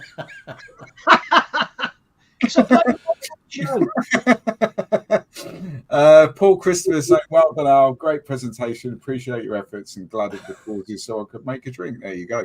Yeah, for everyone that doesn't like that is a lot of work to put that slideshow together. And Al, from the minute, so from tomorrow for the whole of September, Al will be trawling the internet looking for stuff and putting PowerPoint together and all that. It's not an easy task at all. And he won't do anything else. All day, every day in September, he's going to be. That's all he does. 18 hours a day. Except when I drive the wife to work. Yeah. Apart from that, yeah. And for an incredibly modest salary. Hang on a second. I don't get paid for this. Darryl saying, Luca, white merch, available T-shirts and hoodies. Maybe you should look at beanies for winter also. They're not currently available. Drop me a message, Darryl. The problem is with the merch orders is, again, it's a ton of work. The last merch run we did, there was like 70 odd people.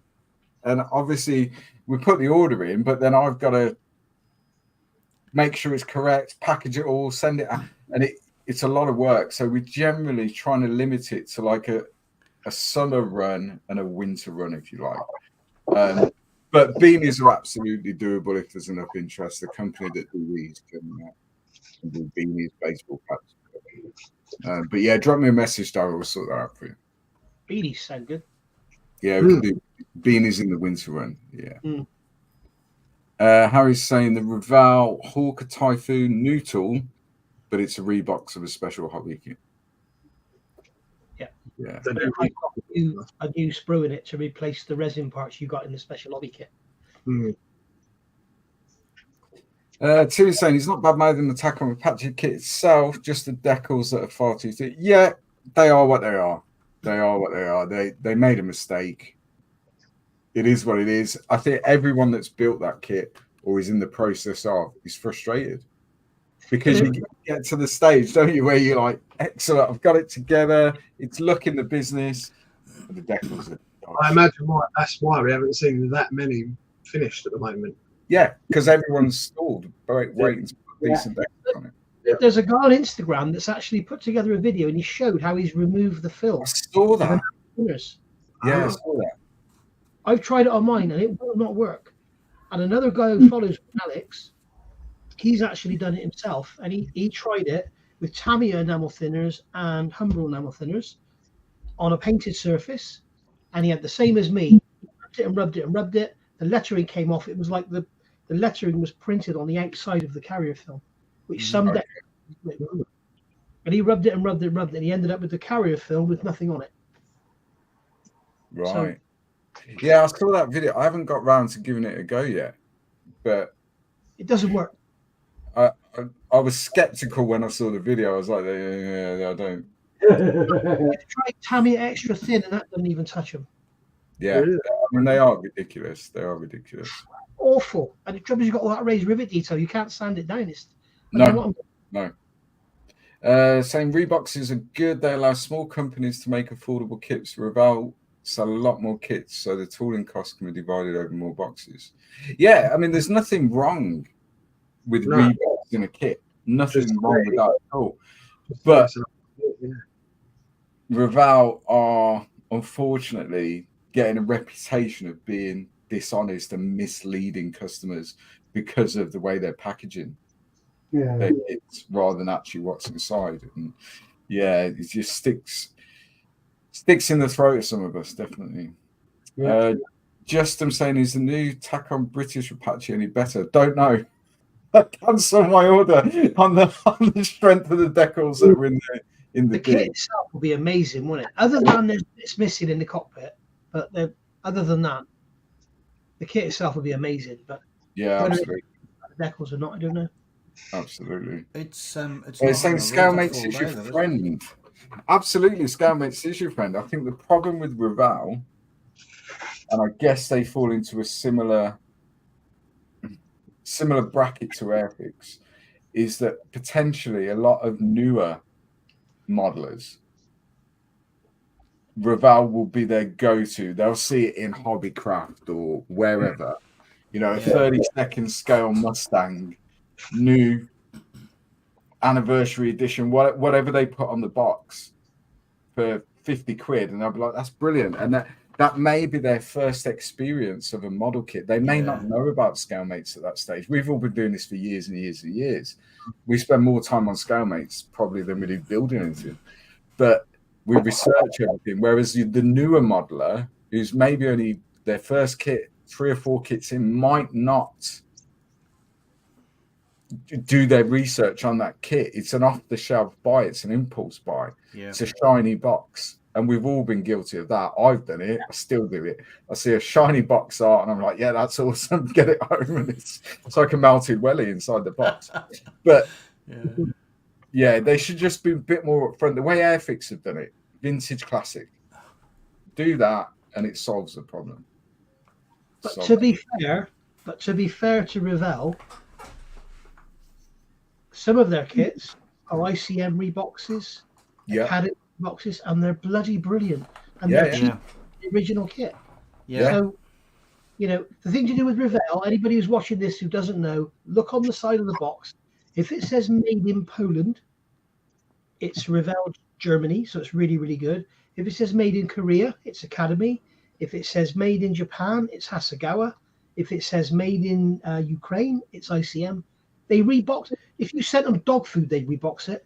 Yeah. I built their FGR2, their Phantom in 48, which was a rebox of the Hasegawa kit. Mm-hmm. And it was brilliant. Yeah. It was brilliant. Really good. Yeah. But it's just a shame that they put new on the box. It's a shame. Yeah. But having said that, I'll stick with it. Their Apache was dog toffee. Their Apache was dog toffee, mate. Their Huey was awful. Their Huey was terrible. 30 seconds. Yeah, I built that. I did that as a crashed Vietnam Medivac. Because that was the only way you can make it look decent, was to crash it. Awful. Awful. Yeah, lots of chat about Revell. Yeah. Super. Right, shall we have a look at what the members have been doing this month? I think that's the way to go. Good idea. Definitely. Bear with me while I bash some buttons.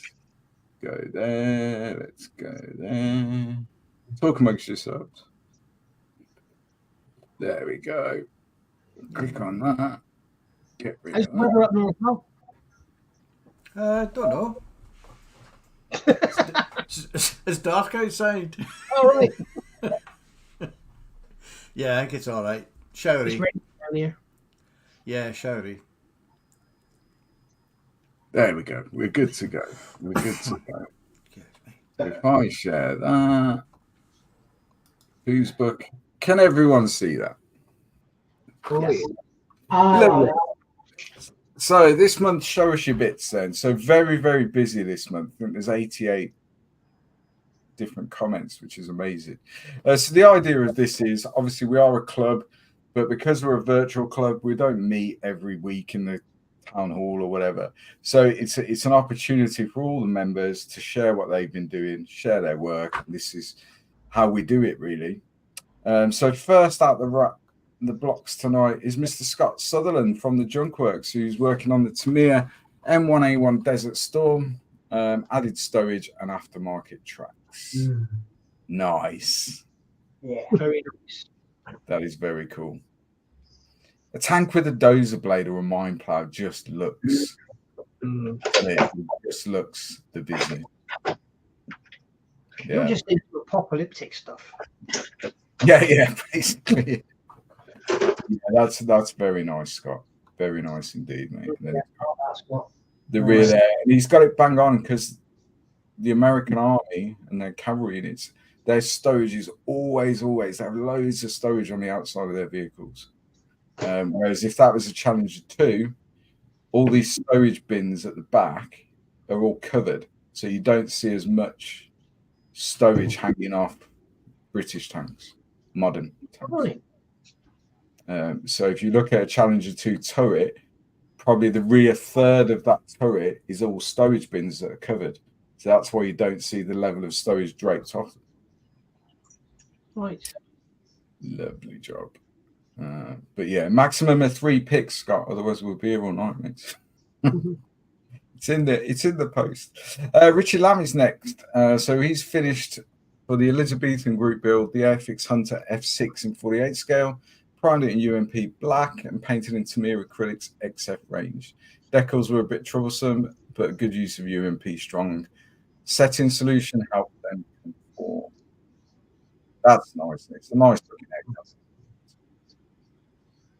Very nice. Nice one, Richie. And he's also got on the bench the Airfix Lynx AH7 in 48. Did one when he started modelling and wanted to do a comparison to see how far his skills have come. Be doing it as a South Armagh taxi service. Very nice. Bandit country. Absolutely. Couldn't go anywhere by road. No. Very nice, mate. Very nice. Mr. Paul Luffman is next, saying he's getting close to the end on his Tamiya Cromwell, homemade Hessian cam from gauze bandage and foil strips, Crew from Mini Art, slightly modified, painted in Tamiya acrylics with oil washes. Rear stowage is resin. That's awesome. He's done a cracking job on that camo. Really good. Yeah. Really good. I like that a lot. And that kit, is that from Black Dog, I think, Paul? I'll use the same on my Cromwell. Very nice. Yeah, that's cool. I like that. There's a picture of it there. Very nice. Yeah. And it's the little details. So like the commander there with his leather jerkin on and all. It's all those details that make it pop. Really is. Cool. Really nice. Haley Embley next is working on the 1/700 scale Hobby Boss USS New York. Nice. So what's that then? Is that like one of the amphibious landing ships, New York? Yeah, it looks like. It looks like one of those that puts its ass down in the water and they just drive it out, doesn't it? Yeah, and those big hovercrafts come out with everything on them. Yeah. Salt ship. Assault ship, that's it. Incredible piece. It's unbelievable, isn't it? The engineering. Unbelievable. You see when they sent that the latest, I call it Apollo, the latest Apollo, and then they brought the module back. They brought the back, didn't they? And they brought it and they lowered the ship down, the water came rushing. I thought, bloody incredible. What do you think of that? Yeah, very, very cool. Very cool. Mr. Nick Lindsay is currently working on the Princess Monodoke 3D print by Kuton. This is an anime character at 90mm scale, pre-shaded the wolf with dark purple and ultramarine and shaded areas in magenta in highlights. Both were zenith or highlighted before, underpainted in various cold tones. Working his way up to warm whites, got a bit bored, so he's painted the face. That will pay dividends though, mate, with the underpainting in the various colours. Once you build up to the base colour, it will really pop, really pop. Awesome. And the face is looking really cool. Yeah, I like that. Yeah. I like that. The master of the figure, Mr. Ian Rickhouse, is his take on a Chaos Corn Berserker miniature from Mouse's Miniatures. Figure stands about 14 inches tall, including the base. Base is cork tiles, painted and weathered. Added some water effects that he tinted with red and black ink to get a blood effect. Skulls are from eBay that he just repainted. Awesome. He can knock out a figure in. It's pretty good. Yeah, and these are full resin as well. I'm building one at the minute. Yeah, full resin. Yeah, that's very cool, mate. Very cool. Very nice. Look at that's just awesome. Very cool. And there's the back. Nice. Really nice. Top job, mate. Top job. Would that be like a similar scale to the McFarlane ones? Yes. Yeah, they stand. Yeah, so that's 14 inches, including the base. So what's the base? About 2 inches, maybe. Yeah, so yeah, about 12 inches. Slightly bigger, I think. Yeah. Huge. Very cool. Martin Holst. This is unbelievable. So he's going to talk about 2 recently finished builds. The first one is a tornado in 1/44 scale on Raval. This was a 5-book build over on the Plastic Posse challenge. And the challenge was to build a kit for less than $5. His wife found this little tornado for €2.50 at his thrift shop. Wow. He basically built it out of the box and added a few scratch details here and there. 140. Look how tiny it is. Yeah, it's tiny. Yeah, it's unbelievable. Either that, we cast a very big 5-cent coin. Yeah. It's just unbelievable. People would struggle to do that in 48 scale for that standard. If that coin wasn't there, I'd say it was bigger. Yeah, absolutely. Absolutely. I said at least 48. Just look at the canopy framing. It's like unbelievable. Yeah. So good. So good. The second one is recently completed is the birdcage. Hold on, let me read what he said. Birdcage Corsair from Tamir in 72nd scale. This build, he added P cockpit details from Edward backform canopy, and also first time he tried double hairspray chipping technique, and the figure on display is by Redo. The Corsair pictures are in the reply. Thank you from Holland. No, thank you. And there it is. Yeah. That's really nice.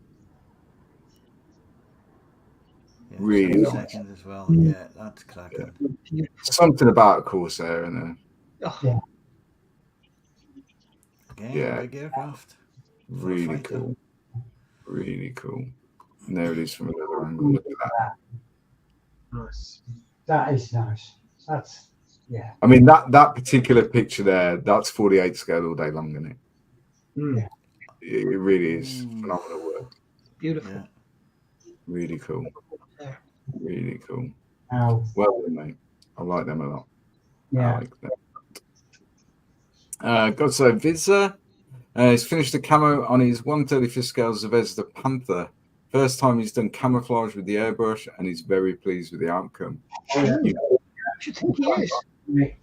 That looks good. That is bang on. Yeah. Nothing wrong with that. Really cool. Mm-hmm. Some of those World War II German camo schemes are just awesome, aren't they? Yeah. This is Frank Blanton. He's built the Bronco A13 in German service, a few DML figures in 35th scale, I'm guessing. Yeah. Yeah, Bronco is going to be, yeah. The kit with 8 million parts per wheel. That's really cool. That's what's nice, yeah. That's nice. And what I like about that really is he enables whoever's viewing that, whoever's looking at that, will draw their own conclusions as to what that conversation is. Yeah. Do you know what I mean? It gets you thinking, doesn't it? Yeah, it's really, really cool. Did you see the Black live stream last night? Did I see what, mate? Did you see the Black Model Works live stream last night? No, that's the conversation. All right, yeah. Yeah. Robert Stinchcombe is getting some good time at the desk, armor at various stages, and paint working on the HE 111. A lot going on there. It's a B-wing from Star Wars, by the looks of it. Yeah. Good to see you getting some bench time there, mate. You got a lot on your plate there. But yeah, very nice, mate. That's an armor training there as well, isn't it? Yeah. John Somerville is working on the 1/32 scale Intruder. Nice. Is that Trumpeter? Yes. Yeah. That's huge. It's big. A big old bird. Yeah. That's the one. It's got, well, two pilots, hasn't it? Do they sit side by side? Yeah. Yeah. Or you get the Growler, and it's got 4. Yeah. Wow. Yeah, that's looking nice, mate. Good to see that finished, definitely. Matthew Hull, he's working on the ICM Beaufort. It's been very busy. Been a very rewarding build, and he really likes how it's turning out. Almost across the finish line. There's been a long build due to being rather flat out with work. Looking forward to getting it finished and start his build for the Elizabethan group build. That's looking really nice, that mate. Lovely. Really, it's so crisp, isn't it? So crisp around that canopy and yeah. And an update, he's finished it, so it's completed. Look at that. Yay! That's lovely, isn't it? Yeah, really nice. That paintwork is just spot on in it with that model in it. Yeah, it's very, very difficult. It's really nice. Yeah, it's very difficult to get the pre-shading right when you've got the greens and the browns. Yeah. And he's just got it uniform all the way along. That looks cracking. Yeah, it's really nice, mate. I like that a lot. I like that a lot. Very well done. Mr. Mark Andrews, he's taking the fragile antenna off this beast and putting more robust ones on, because if he leaves the wee spindles in place, it'll end in tears. So this is the night fighter, isn't it? Yeah. Yes. Yeah. Owl. Yeah. So I believe this was actually built by Mark Liddell, and Mark Andrews has painted it. I think that's how this has gone. Okay. Talking about Revell Reeboks, why don't they Reebok stuff? The Reebok what, mate? Sorry. You talk about Revell doing Reeboks. Why don't you Reeboks this sort of stuff instead of the good stuff? Yeah. The Hiker 111, the Junkers 88, the 219, the Arado, all the good stuff. Yeah. Yeah, that's nice. That is a nice scheme. I like that. I like that. Very cool, Mark. Jonathan Wilkinson, he's been working on a 24 scale Tamiya Arbath from his stash. The blue is made from 4 different Tamiya paints mixed together, and it's been lacquered with Halford's rattle cap. Wow.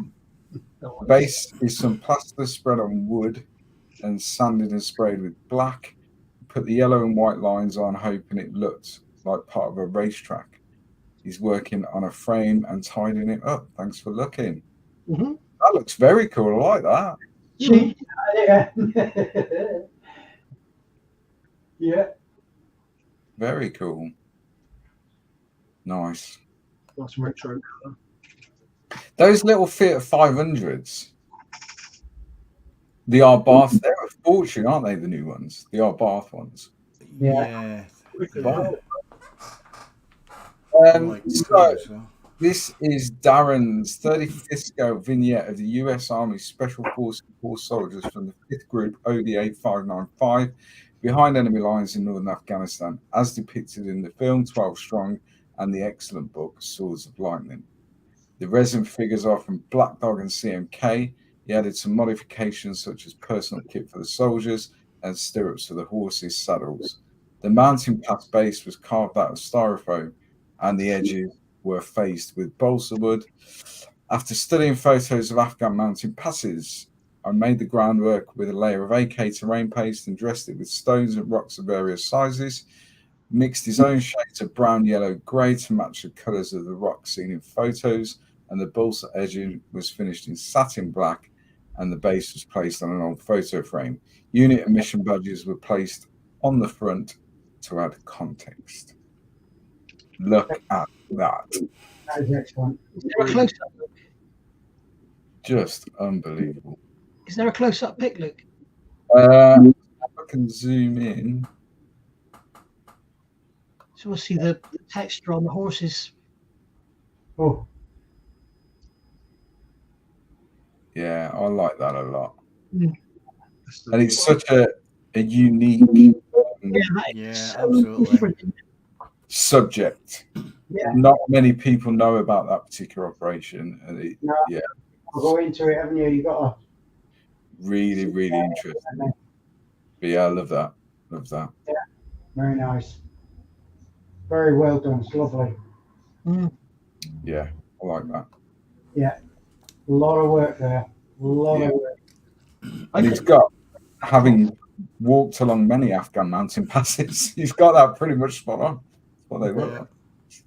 What they look like. Tim Borland saying still work in progress. I believe this is the Raval 32nd scale tornado. I think he's got some aftermarket decals, I think, from memory. But yeah, nice, Tim. Mr. Robert Adams is working on the Tacam 35th scale Macabre Mark IIB, first time playing with anti-slip. Did a good job for your first time, mate. That's for sure. Yeah. I wonder what you're using. Yeah, I mean, I use the MIG. They do like a paste, anti-slip paste, but I don't know what it's used on there. But it looks like it should look. Yeah. Whatever it is. And in my opinion, the best looking tank in the world. Yes. Oh, Luke. Is it the tank in the world to have an engine in the front? Sega, mate. Is it the only tank in the world to have the engine at the front? As far as I know, yeah. Modern tank, yeah, absolutely. Yeah. They orientated their build on crew survivability. Right. And the initial one, correct me if I'm wrong here, you could get 8 men in the back of that. Yeah, it doubles as an APC, doesn't it? All right. Yes, the door at the back, isn't it?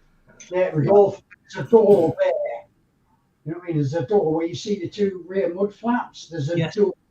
And if you take all of the stuff out of the back there, they say you can get, correct me, Luke, about 4 stretchers in there as well. Yeah. So you either get the eight men in or the 4 stretchers. You know what I mean? But built from scratch. Yeah. I think it's a wonderful looking armored vehicle, that. Yeah, really is cool. Really is cool. But he's got that anti-slip spot on. Yeah. Mark Geo is working on the 35th scale Berlin Chieftain Mark 10. Someone else is doing one of them, isn't they, Notch? I don't know. Getting there slowly. Mm. Yeah. You love that kit, don't you, Nige? Absolutely love it. But as you asked the question, anybody's wondering, I'm hung up with the tracks. That company sent me those tracks. They're not right. Yeah. I'm not going to use them. And they send me some new ones, and I kind of give it up at all. I think I'm just going to use the kit tracks. Fair enough. But yeah, you do a nice job there, Mark. Not an easy paint scheme, mate. Not it is easy. so it's the hardest thing I've ever done. It's so difficult. Dominique has been working on the Mark 1 Spitfire from Tamiya 48 scale. It's one of the best fits he's seen so far. Airbrush with Tamiya paint, no aftermarket, just made right out of the box. Yeah. Thanks for looking. That's nice. I like that, mate. Lovely. Really nice. Yeah, you showed me that in the hangout the other week. Yeah, it's nice. That. Yeah. Very nice. Mm-hmm. It's a good kit, that one. I had that in the stash at one point, but I've never built it. Dominique is also working on another car and thought, why not? The GTO is normally red, but he's made it in green metallic with outlaw paints. What do you think of the idea? Why not, mate? Paint whatever colour you want. Your model. It's your model, mate. You do what you want. Absolutely. I'm sure if you went to them and said, no, I don't want a red one, I want a green one, you'd get a green one. Oh, yeah, at a price. Ah. But yeah, that's looking nice, mate. Be interested to see how you got on with those paints. Yeah. There's a lot of buzz about Outlaw at the minute. A lot of buzz. Frank is also, second post, he's working on the AFV Club Churchill Mark 7, done his 7th Royal Tank Regiment in Korea 1950.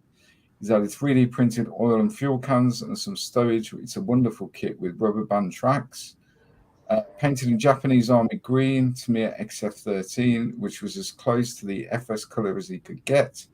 Mr. 1500 as a base and modulated with yellow green. Oil dotted and pin washed, then used several types of pigments to weather it up. Tracks done using Life Colors track set. Wonderful kit with no real issues. That's beautiful. Love that. That's lovely, that. Like having the doors open and seeing the engine and stuff. Yeah. I have two questions on this one. The first one's a statement, really. If that's rubber tracks, he's absolutely cracked that, isn't he? Yeah. And so what you'll find out, rubber band tracks, the more recent ones, so the likes of Tamiya, AFV Club, the more recent ones actually are a lot better than the old, the old style. They were just crap, and you had to like staple them and sew them with thread. No glue would stick. The new ones are much better. And if you watch the channel next Friday, there'll be a video showing you how to do rubber band tracks. Excellent, superb. How to paint them? Next question. Yeah, how to paint them. Yeah, and make the paint stay on. Yeah. My second question is the fender type things up the top. Just that one bit in the middle, was there, or was it open? No, so a lot of the Churchills. So when they came out the factory, those fenders you can see across the top, they would be all the way along. Okay. And then at the front and rear, they would have like mud guards, metal mud guards front and rear. But what happened as the vehicles were used, they were so crap, those fenders, that they get so damaged. And so a lot of the time, either they were taken off because they were damaged, or the crews would take them off because if they needed to change tracks or track links or whatever, it made access to the tracks so much easier. Yeah, easier. Yeah. Okay. And what would happen, depending on the environment that they were operating in, is by removing some of the fenders, it enabled them to clear debris off the tracks and stuff to keep the tracks running. Okay. As opposed to getting clogged up and Can I just say, Frank's made a note there. They're not vinyl tracks; they're solid. Okay. My link. So he's put they are rubber band in the description, but they're not. They're link and length sort of. All right. Okay.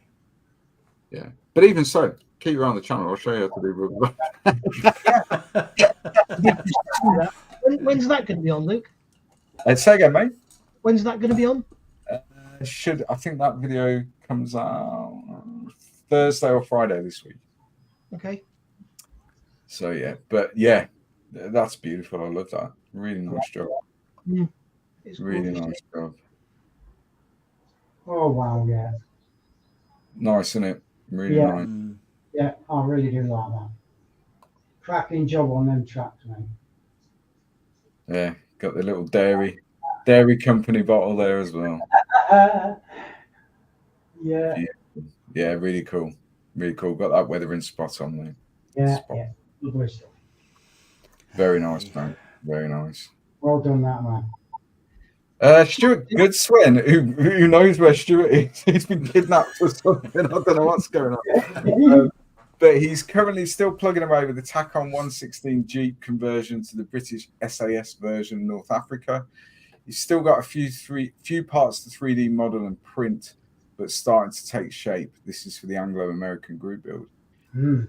Honestly, the work that Stuart's putting into this, that photo doesn't really do it justice. No. See, he's CAD designed all this. Yeah. And 3D printed it all himself. This is not a bought file. He's doing the whole thing himself. And the level of detail is phenomenal. It's going to be awesome. It really is. No doubt about that. Absolute cracking job. Yeah. And if you were to go out and buy it, I think, I forget the name of the company now, but they're doing a resin 3D printed conversion kit to convert it to a long range desert group, SASG. And it's like 350 quid for the conversion set. Oh. So yeah, but Stuart's done it all himself, modded it all on CAD. Well done, that man. That's excellent work. I mean, to be fair, he does do that for a living. So it's Yeah. Even so, it's still a rabbit hole, isn't it? Yeah. Eric, he's still out of action due to building work, so he doesn't have anything new. So here's some pics of a previous work. Nice. There we go. That's very cool, that, mate. Very cool. Yeah. I like that. I like that. That's up your street, John, isn't it? Oh, is it, mate? But I've got one of them sitting up there, a big one. Bigger. Yeah, very nice, mate. Very nice. Lee Barrett has finished the decals and started weathering on his P47D Thunderbolt in 72nd scale by Revell. This is all brush painted. Nice. Yeah. It's a good looking aircraft. Really is a good looking aircraft. Brush painted the silver as well. Yeah. There's the silver. Wow. Yeah. Very nice, mate. I Feel that. wonder what paint he's used. Don't know. It doesn't say. But he's done a good job. I like that. I like that. He's also finished the decals on his 148 GR3 by Airfix. Ooh, I'm guessing he's airbrushed that. That's not brush painted, is it? Doesn't look like, but to get that soft edge, yeah. That's very cool. Again, iconic aircraft in it, the Harrier. Mm-hmm. I counted them all out, and I counted them all back in. Mm-hmm. If you look on YouTube, guys, there's a video. I think it was made on the 8th of August, and it was Marine pilots practicing the vertical landing and takeoff of Harriers.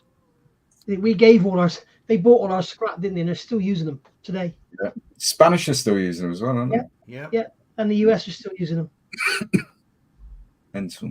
Crazy. Robin Miller. Sorry, Nigel, go on. I used to make bits in them, and my mum was known as the Hover Queen. She was a senior performance engineer on the Harrier. Wow. And breaks our heart when we see all the. I bet it does. Absolutely. Yeah. Bet it does. Yeah, sad. Robin Miller is saying his other build this month was Airfix 48th BF109E-4, built out the box. Very nice weekend build. Weekend. I could not do that in a weekend. A weekend. Wow. Just wheels together in a weekend, and that's it. Probably take me a weekend to do the antenna wire. But yeah, that's very cool. Very cool, Robbie. I like that. Look at that. Yeah, that lovely. Yeah, that's nice. It's a nice build, that thing. Oh my word, yeah. Yeah. Very cool. And this must be his other build. So this is Academy's 48th Grumman Avenger built out of the box, except for some seatbelts and painted with Tamiya lacquer paints. Generally a good model, only let down by the rudimentary instructions, so vague that reminded him of 1970s Airfix instructions. As a result, he ended up making a bunch of mistakes that wouldn't have made otherwise. But you can't see him there, mate. No. Look at that. What a beautiful aircraft as well. Yeah. And he's got that blue spot on, isn't he? Yeah. The weathering is just Yeah. Really nice. Packed by the sun and the salt air, and Yeah. it's beautiful. Yeah. Again. Who's the poor dude that had to sit in the bottom of that? Yeah. Beautiful. Really nice. Mm-hmm. Yeah. Very Beautiful. Yeah, I like that. Yeah. Very much I like all of them, to be fair. Yeah. Lewis Dow is working on the Tamiya 35th scale Leopard 2A6. Just got to use the model wash, and then he's calling it done. Mm-hmm. Again, really good looking tank, that. Mm-hmm. Yeah. Yeah. Leo. Stylish. Yeah, very cool. You seen the new one, have you? Say again? You seen the new one? Yes. The one with the drones? Yeah, the one they want to call the Panther, and a lot of people don't like the idea of that. Yeah. So that's the one with the pods on the turret, isn't it? The drones come out. Correct, mate. Yeah. Unbelievable. With a shroud over the barrel as well. Yeah. Is it totally German, John? Is it what, mate? Is it totally German? Oh, yeah. Yeah. Klaus Maffei make it, don't they? Right. Metal. They make the Leo, There's mate. a kit of it. There's a kit. Someone's just released a kit. Ryfield. Yeah, there is a kit of it, yeah. 35th scale of it, yeah. Yeah. And it's got the little drones in it and stuff as well that you can Mate, hover over the turret and whatever. Yeah, very cool. Very cool. Definitely. The master of the diorama himself, Mr. Bill Huffman. If you haven't seen this diorama that he's working on, the World War I trench, it's amazing. He's done all the substructures out of wood, and it's phenomenal. What the hell is that? Scratch built this Livens large gallery flame projector. This is just the nozzle. It's going to be in the subterranean testing lab. Bloody hell. That'd bring your day, wouldn't it? That would bring your day. So that made you go to the toilet, that. Wow. Flame projector. Oh, my word. Unbelievable. Yeah, it is. It's just bonkers. It's great. Yeah. While you're between builds, Luke, can I just say something? Lee's P47 that was brush painted. Yeah. It was a brush painted. It was brush painted with Tamiya. Wow. Yeah, I wouldn't even attempt to brush paint Tamiya. It's like dragging a slug over an oily tile, isn't it? Yeah. Wow. That is impressive because it doesn't brush paint well. I think there's been a complete. I think there's been a complete reversal in trends. You know, going from sort of paintbrush to airbrush. Yeah. And there is definitely an art in using a paintbrush to paint an aircraft. Yeah. You got to build it up in layers, just like you have the airbrush, you know. But paintbrush. Yeah, it is a skill. It is a skill. Daryl's working on his Rubicon Models 35th scale MATV MRAP. Wonky PE aside, he needs to do some more priming and sub-assemblies. Primary is Mr. Surface of 1500 black. 95% of the colour is Tamiya LPs, and brush painting is Vallejo. Around the chassis, he did lay down some Modelers World oil washes, busy with work, so looking forward to bank holiday to power through. Wow. Yeah. The detail on that kit is phenomenal. I've seen some of the other pictures he's got of that. It's just amazing. Yeah, I've seen it as well. It's just bonkers. Quite a long build. Yeah. There's so much. It's full engine and a lot. It's so detailed. Millions of parts. Yeah. And you can buy, Ryfield do some aftermarket stuff for it. So you can buy like full radio sets and everything for it. Yeah. Amazing.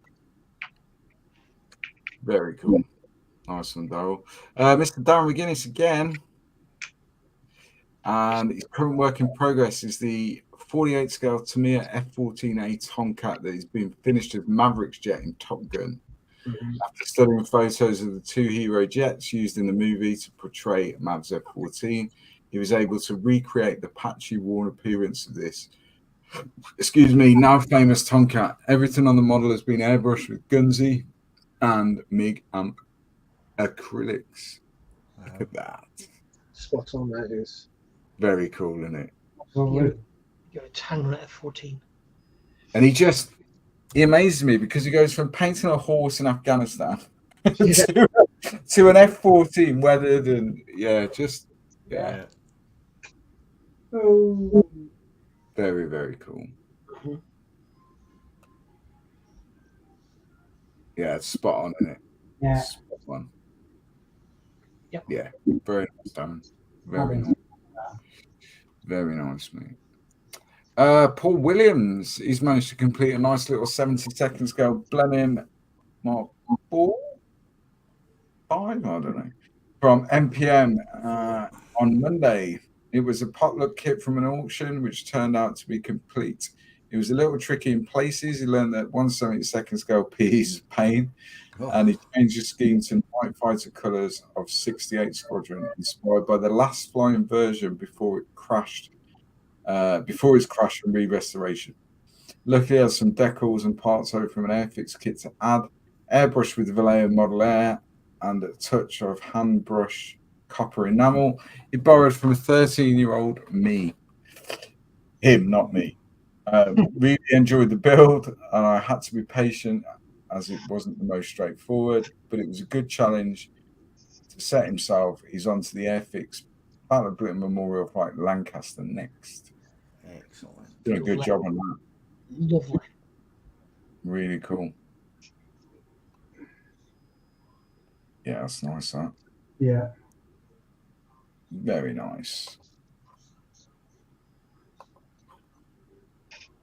And one more there. Okay. Very cool. Very cool. Mr. Ian Dath. Now, I love this. I saw this earlier. Mr. Ian Douthwaite. So he's created a bespoke mobile workshop for Village Craft Club, attending model shows and meetups. Found a wooden case at a car boot sale, replaced the fittings and made a bespoke interior, including rechargeable battery packs and lighting. Repainted, created some graphics on his son's silhouette cutter. The cutting mat is A3 to give an idea of size. That's very cool, isn't it? That? Yeah. Sort of different, isn't it? Very cool. I like that. That's a good job, that Ian. Ian's had an enforced break recently, so yeah, he's just back into it again. So that's really cool. That I like that. Good idea. Yeah, it's a good idea. Mr. Dana Edmonds is working on his 72nd Airfix Victor B Mark II. His entry for the Elizabethan group build. All decals are now down, and the weathering is nearly complete. After that, he's got to sort out the landing gear, attach the blue steel missile, and all the little odds and sods. Very nearly finished now. Then it can go on top of the IKEA Total display cabinet, as it doesn't fit in. Yeah. No. You're not going to get that in by your cars, boy. He's doing a cracking job on that. Love that. Excellent. Beautiful. Yeah, it's really cool. And there's the other side. Yeah, very, very nice, Dan. Yeah. Really nice. Mm-hmm. Yep, I like that. Mr. John Stone. He's moving forward step by step on the Trumpeter 16th Panther G gun breech sighting system and model machine gun complete. Progress model on. That's looking nice, John. Very nice. Thank you. Very nice. Are you modifying the living daylight, John, or are you just putting it together? So again, over? Are you modifying the living daylights out of it, or are you just bolting it together? I didn't get the first part of what you said, mate. Are you modifying it, John? Or are you just using... No, I'm not modifying it at all. It was, this is the G model. It's for a particular tank ace. And I'm putting his tank together, and there's an infrared system that goes with it. And through research, I found out that he didn't have an infrared light on his at all. And in fact, only 2 or 3 of them were ever deployed at the end of the Second World War. So that's being left off, and just the machine guns going in place on the turret. So this is out of the box. This is out the box, mate. Yeah. Hell, Yeah, it's nice, that. bloody awesome. Very cool, John. There you go. Wow. Yeah. That looks the business. Thank you. Thank you very much. Nice saw rust. I like that. Yeah. Still a ways to go, mate. Yeah. But it's looking the part, mate. Really Thank you. is. Sue Chaplin saying hi, Luke and the guys. She's finished a Tamiya 24 scale Subaru Impreza WRC 2001. Lovely. That's your cup of tea in it, Adam? Yeah, like it. Yeah. That your sort of thing, is it, Adam? Yeah. Any rally cars, I love them. Yeah, that decal scheme's interesting, isn't it? But that's what the what. Yes. Iconic, that one. Iconic. Nice. Ian Gallimore, he's working on the AMT 55 Bel Air 72 Nova. You can definitely tell these are old kit designs, wall molds, lots of chassis and engine work he's having to do. Back in a second, guys. All right, mate. Yeah, that Bel Air, look at that. Very nice. It's cool, isn't it? Cool. That's like, to me, that's the sort of car that has flames up the side, and do you know what I mean? It's got that look to it, that really has. Really has.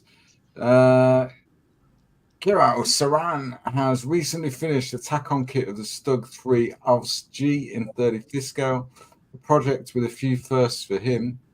First German tritonal camouflage, first time trying the non-metallic metal technique on the bucket, and also first time using epoxy putty to make tarps. Lovely. That's beautiful, isn't it? Mm. Very cool. Very cool.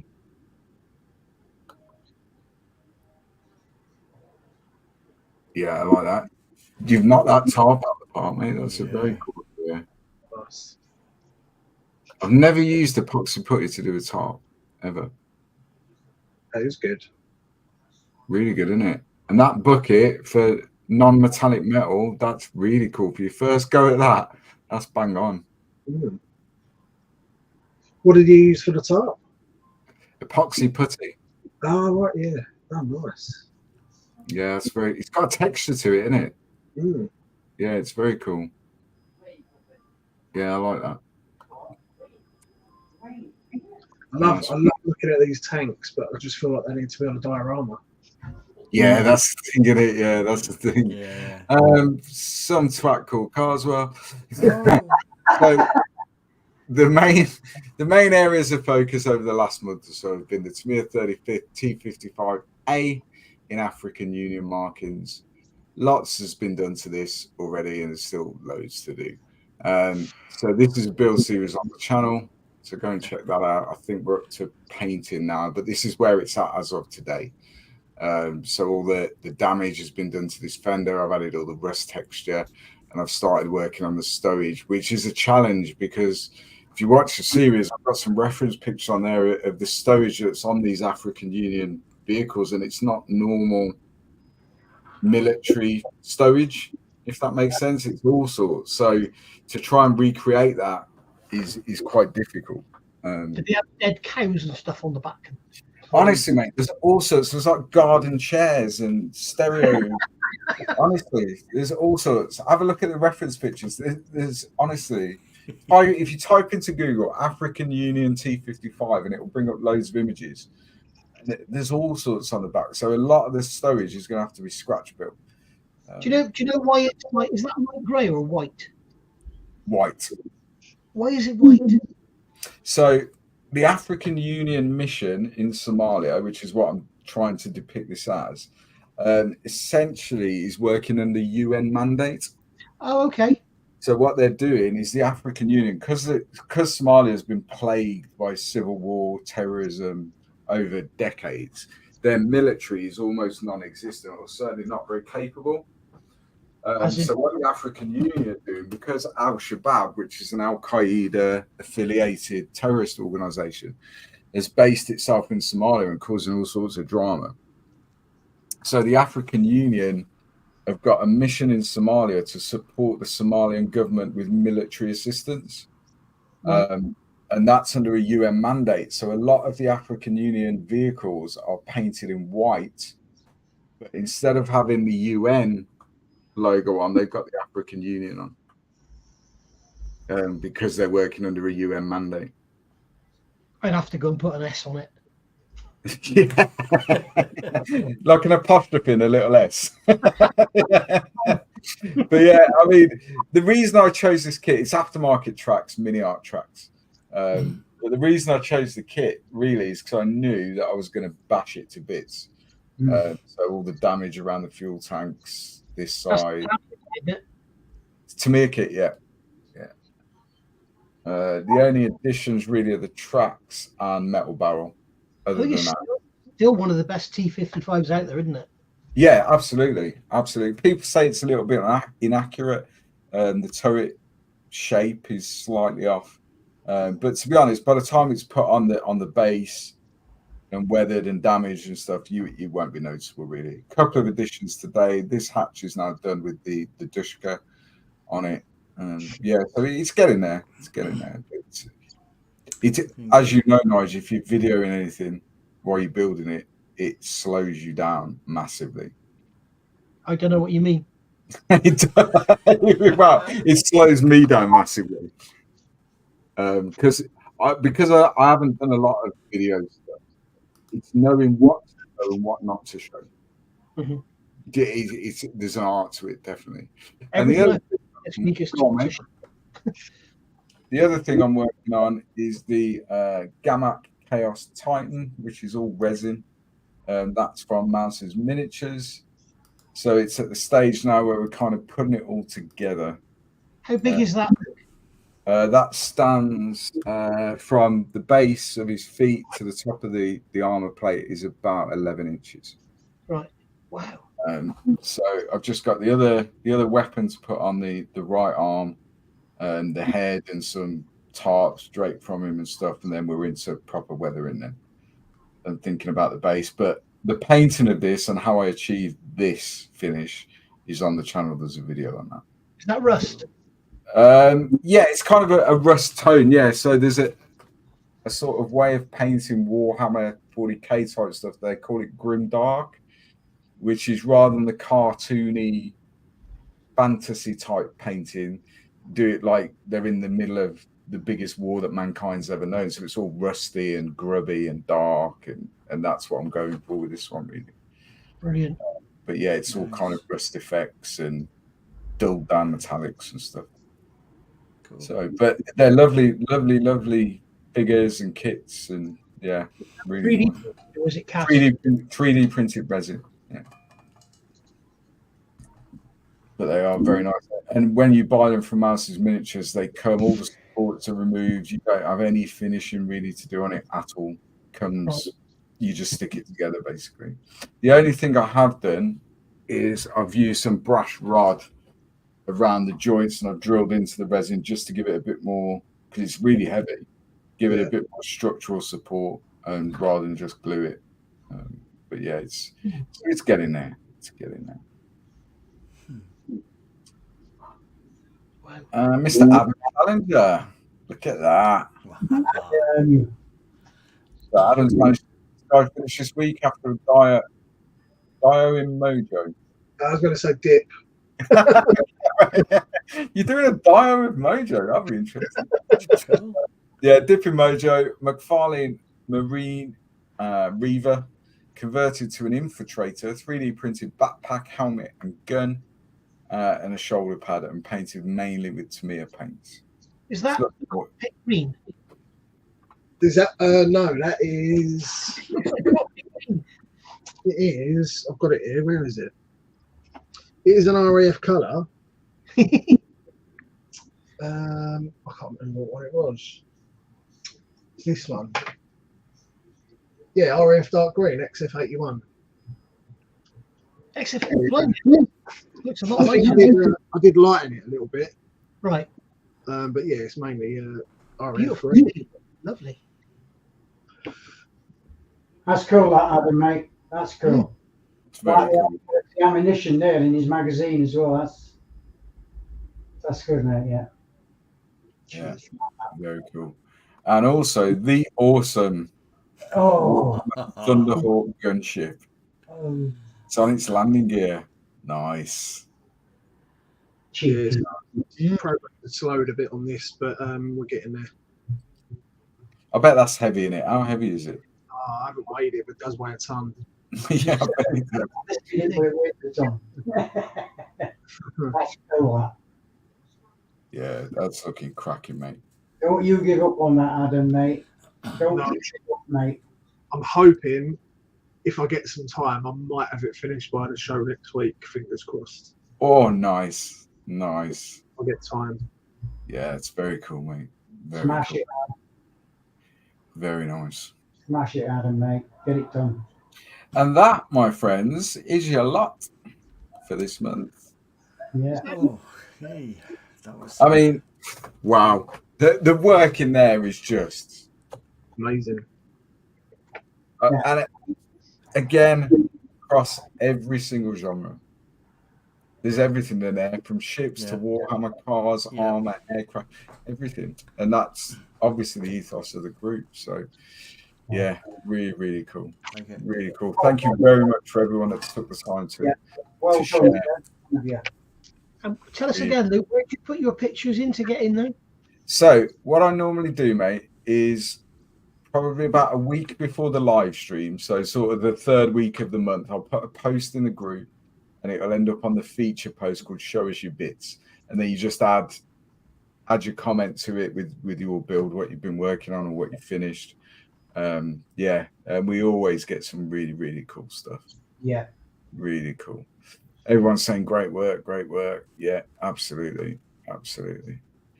And Daryl is asking, is anyone watching Adam Savage and the Starfield build? Oh, I've got that to watch. So have I. Yeah, I've queued up, ready to watch this weekend. Studio Scale. Starfield's like an anime series, isn't it? I think so. And he's been commissioned. It's studio scale, isn't it? Mm-hmm. To build one of the spaceships. Yeah. So it's all scratch built, 3D printed, using every sort of medium resin. 3D printed? A lot of it's going to be 3D printed, yeah. But yeah, I'm looking forward to watching that because it's an interesting project. Definitely. Definitely. And the man himself is in the chat, Mr. Bill Huffman, Scale Model Craft. He's saying really impressive on both, Adam. Absolutely. Cheers, mate. Agree with that. Yeah. Bill's also saying a very cool mix of models. Yeah, there is. Every genre is represented there that I can think of, really. Every genre. And Daryl's saying the PC game is coming out in a few weeks. So it's an anime series, isn't it? Isn't it an anime series? Is it not a game? Is it not a game? I don't know. It just looks cool. Yeah. But it does look very, very cool. Very cool. So we still have 64 people watching, which is cool. So shall we do a giveaway? Let's do a giveaway. So go on, mate. 73 thumbs up. Have we really? Yeah. That's got to be a first. I wonder why that is, Nige. It's because we've been graced by YouTube royalties. That's what it is. Yeah. But that's very cool. Thank you very much to everyone. It's a big thing on YouTube. Everyone wants the likes. It does make a difference to the video being promoted by YouTube. And obviously, there's a little bit of vanity there as well. We'll give up our Friday night to sit here and talk to you guys. So, and it costs you nothing. But thank you very, very much for everyone that's hit that thumbs up. Super. So we'll do a giveaway. So the way this is going to work, in a minute, I'll put start numbers now in the chat, and then you will have 2 minutes to pick a number between 1 and 500. The nearest number to what we draw on random.org will win a Black Rifle Model Works mug, pen, stickers. So if you're the winner, drop me a message via Facebook or via the email address on the channel, and we will get that out to you this week. So if everyone's ready, start your numbers now. And you'll have 2 minutes, guys. So one number only between 1 and 500, and the nearest number will win. Am I allowed to enter? Absolutely. Here we go then.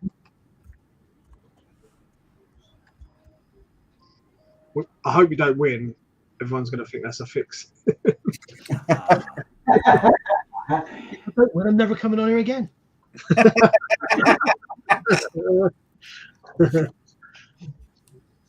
you go. If I win, it'll go to the next man. Thank you, mate. If I win, it'll go to the next man.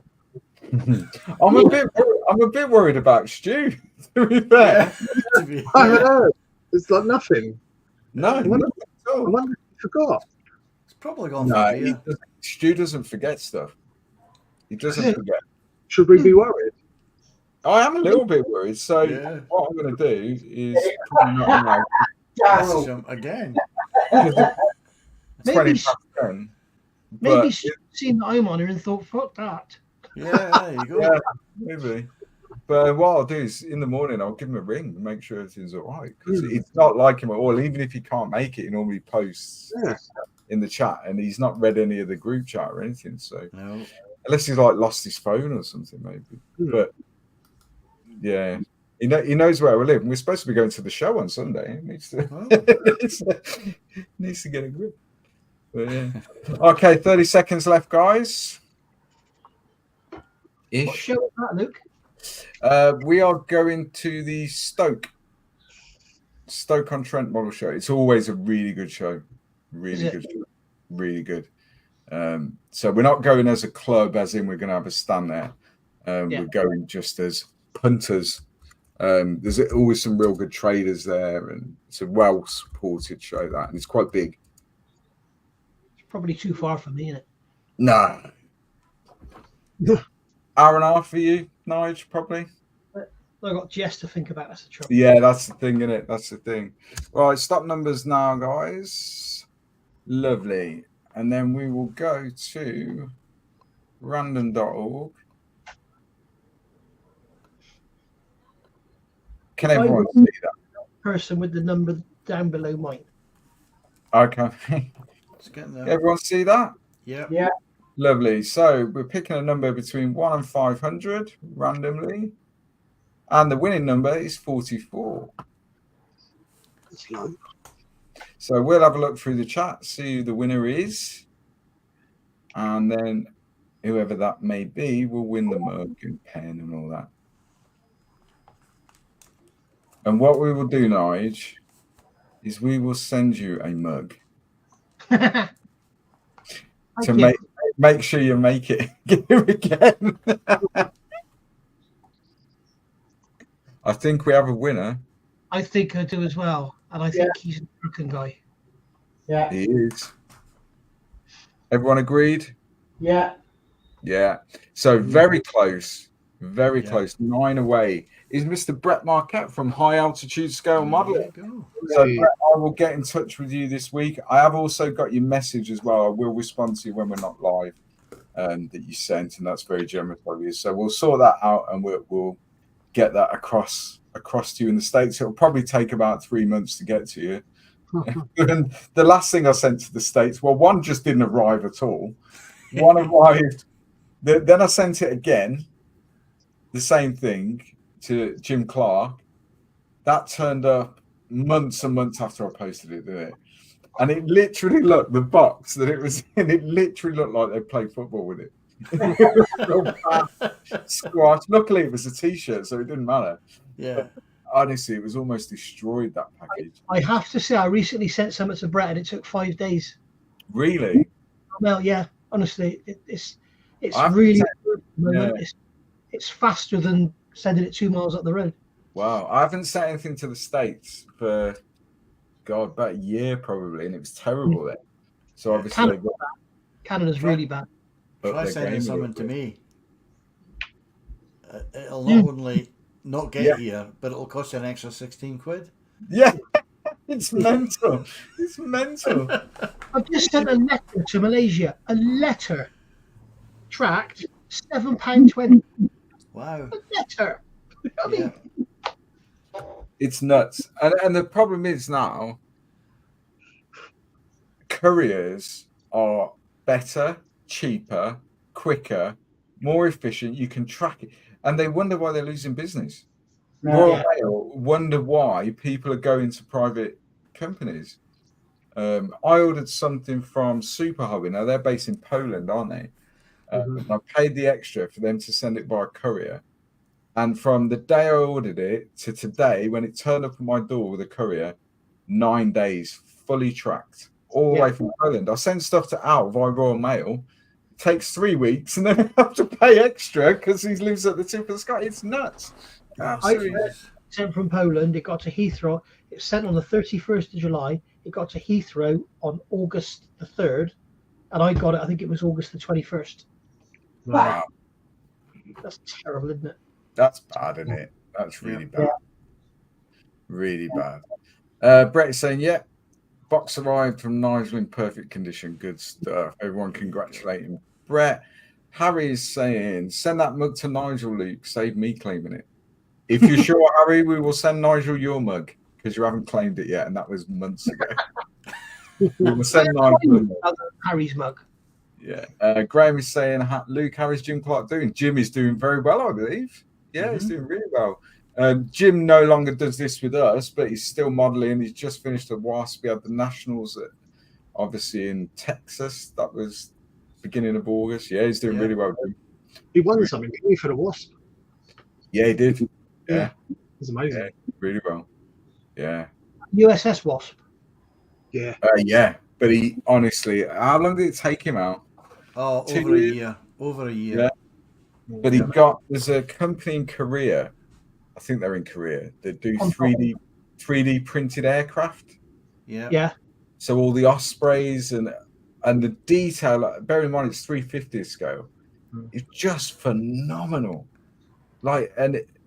Honestly, he did such a good job. There's pictures on the group, Nigel, of it. Go and have a look. Search Jim's name.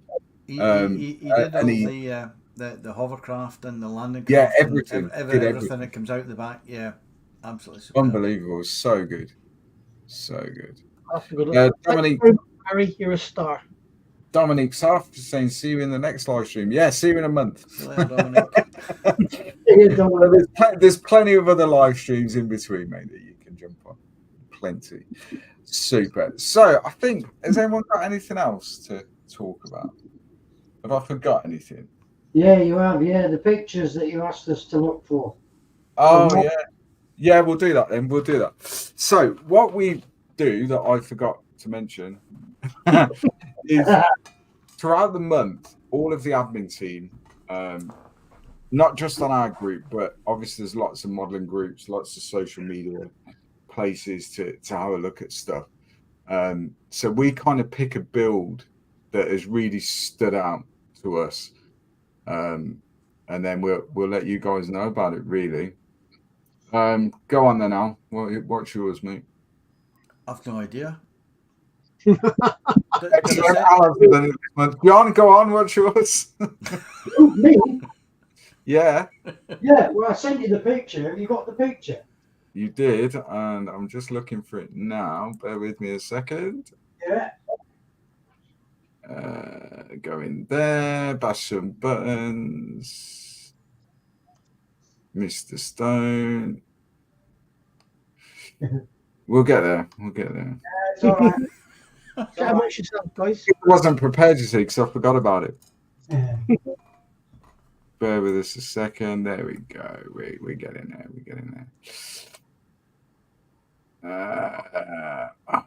It's just Adam clogging up our chat, you see. And me putting dog videos in there.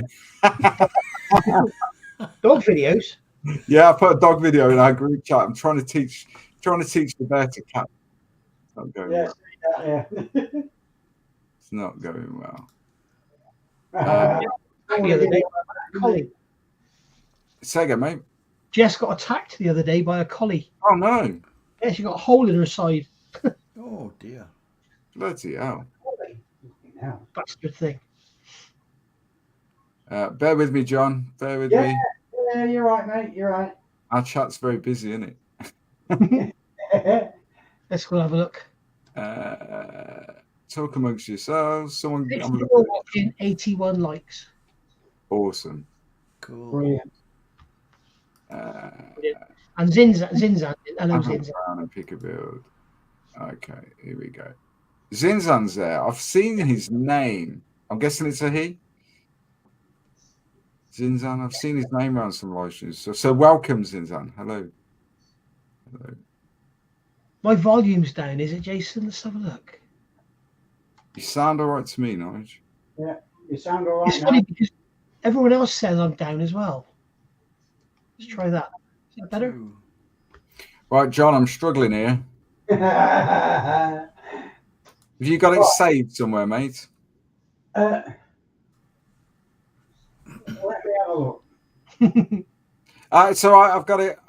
Yeah, you got it. I've got it. Here we go then. Share screen. Don't know how many pictures I sent you, 1 or 2, I can't remember. 2, I believe, mate. That's it, isn't it? Yeah, that's it. There it is. That's one, yeah. Right. When you asked us to look for something, as is the norm, I like to look for something that's a little bit unusual that you don't often see. And I'm sure Al knows all about this one. Yeah. This is a model that I got from Facebook Scale Modelers, made by a guy called Steve Robson King. And it's a commission build. He was asked by a guy to do this because of a story that everybody heard about it. And it is quite an awesome one as well. And this is a 1/48 scale B17G. I think he's converted it to the F for the purposes of this commissioned build. Now, the aircraft itself was called Ye Old Pub. And he's added the crew to it as well from Mini Art, I do believe. Yeah. What happened here was this aircraft had been on a mission across Germany, and it got very, very badly shot up by flak. Very badly. And also had been bothered by a few aircraft along the ways as well. Yeah. And a guy on the ground, an officer in the Luftwaffe, saw it. So he jumped in his Messerschmitt and up he went. And he come alongside the aircraft and seen how badly damaged it was. And he decided there and then that he was not going to attack it. Wow. Because of the condition. The nose is completely missing. The aircraft is all shut up. And if you look at the second picture, you can see at the rear. Hold on, mate. Hold on. Oh, no. Not that one. That's a motorbike. Oh, that's a tank. Hang on. Right, let me stop sharing a minute. Yeah, anyway, he went round to one side, and what he tried to do then was indicate to the crew to land the aircraft. And they just couldn't understand what he was on about. Didn't know what he was on about. So he tried to make them land, and they wouldn't do that either. So he tried to get them to weave off and go to Sweden, I think it was, to be interned so that they would land. And they wouldn't do that. And the guy said, who was piloting the aircraft, they just simply didn't understand what it was he was on about. And all they did was kept on flying. No, you only sent one picture, John. That's what I mean. Okay, no problem. Now, the Messerschmitt pilot. I've just seen that, Luke. Yeah, I got it. Yeah. When he was serving in Africa, was told by his commander that if he ever caught anybody shooting a pilot that had bailed out, that was in a parachute, that he would personally shoot him himself when he landed. Wow. And this was ingrained on them. He was, you know what I mean? He said, I just couldn't shoot that aircraft down. I just couldn't do anything. So he escorted it all the way out to the North Sea, or to at least to the English Channel, so that it knew it would make it to its base. Wow. Now, the story about this is After the end of the war, they both survived the war. After the end of the war, the guy who was piloting that B-17 wrote a book. 50 years after the war, his phone rang. And it was a telephone call from Canada. And the guy said on the end of the phone, he said, I just read your book about your ordeal with your B-17 there. And he went, yeah. He says, you've tried to contact the pilot of the BF-109, haven't you? And he said, yes. He says, it's me. And he said, wow. He said, okay, there's a couple of questions I've got to ask you to confirm whether it's you or not. And he went, go right ahead. He says, well, when we got out to the North Sea, before the pilot of the Messerschmitt reacted, what did he do? He says, I know exactly what I did, but I've never forgotten it. I gave you a thumbs up, I saluted you, turned my head back to France or Germany, and he went, then it is you. And his name is Franz Stiglers, pilot of the BF-109 G6. Wow. That's the story behind that bad boy there. So he completed the B-17, and he's now currently completing the BF-109 on a commission. Okay. And that's my entry. That's very cool, isn't it? Yeah. And I like to have something with a bit of a story behind it, and that is a story, isn't it? What scale is that, John? Do you know? I have no 148. It's 40th, yeah. It'd be the Hong Kong one, wouldn't it? Very nice. Yeah, Very cool. yeah, it's got a cracking joint. So there you go. That's the one I shoved in for you. Lovely. Right, Adams should be easier. Sorry, mate. Sorry. That's all right, mate. Don't worry, it's my fault.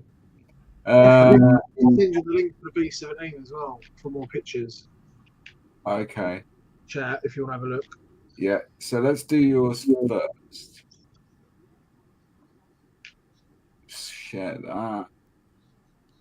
I hope that guy doesn't mind me sharing his model because I thought it was really, really cool. Yeah, There we go. On the beast. There you go, mate. Go. So good. Look. How? That scares the shit out of me, that does. I really have not got the skill for cars and Luke's tormented me earlier on about next year. Me That's too. very Sorry, cool. sorry, Adam. I'm so sorry, mate. Go on, Adam.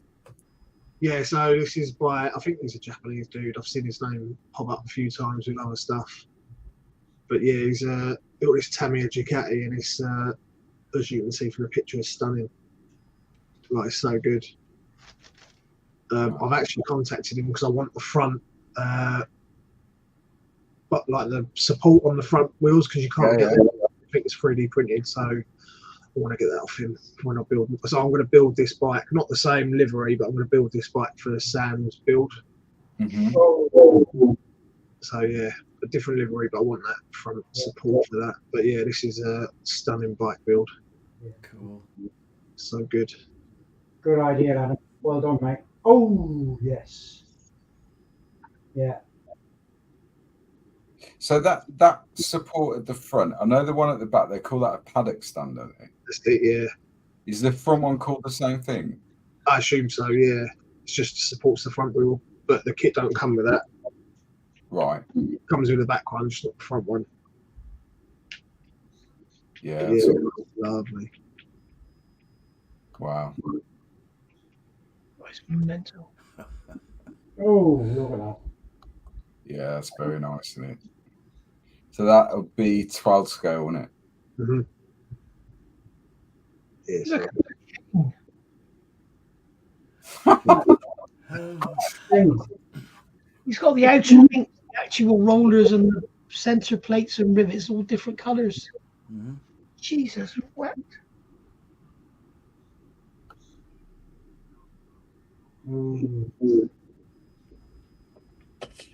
Yeah. Yeah. Yeah. That's all I can say, really. Where's Gary? Yep, Gary's there. I knew he'd be there. And the way he's got that, what do they call it? Like anodized metallic. Yeah, nice.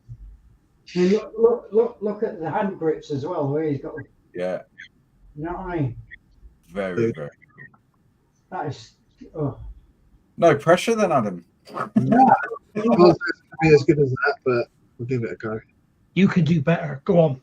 You can do it, mate. Look at that. Yeah, that is nice. Yeah, he's not done a bad job of that, has he?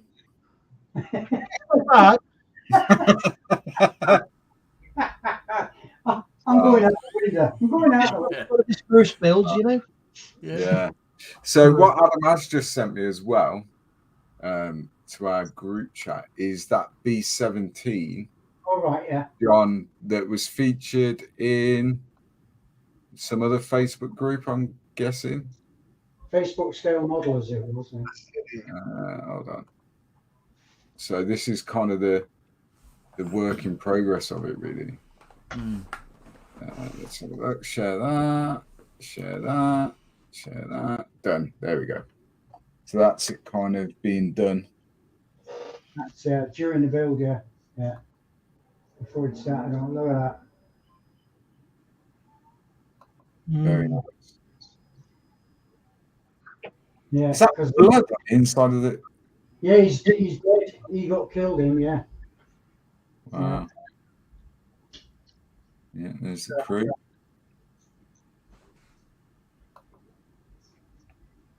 Ball turret gun, yeah. Did the ball turret gun survive? I don't really know. I really wouldn't like to say. That'd be unusual if they did. You know who you sounded like then, John? Say then? You know who you sounded like then? What was that woman's name on Coronation Street? Do you remember years ago? And oh,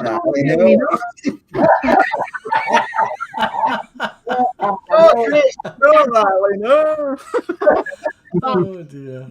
You're doing this in front of 100 people, mate. There's no need for this. Hanging your face.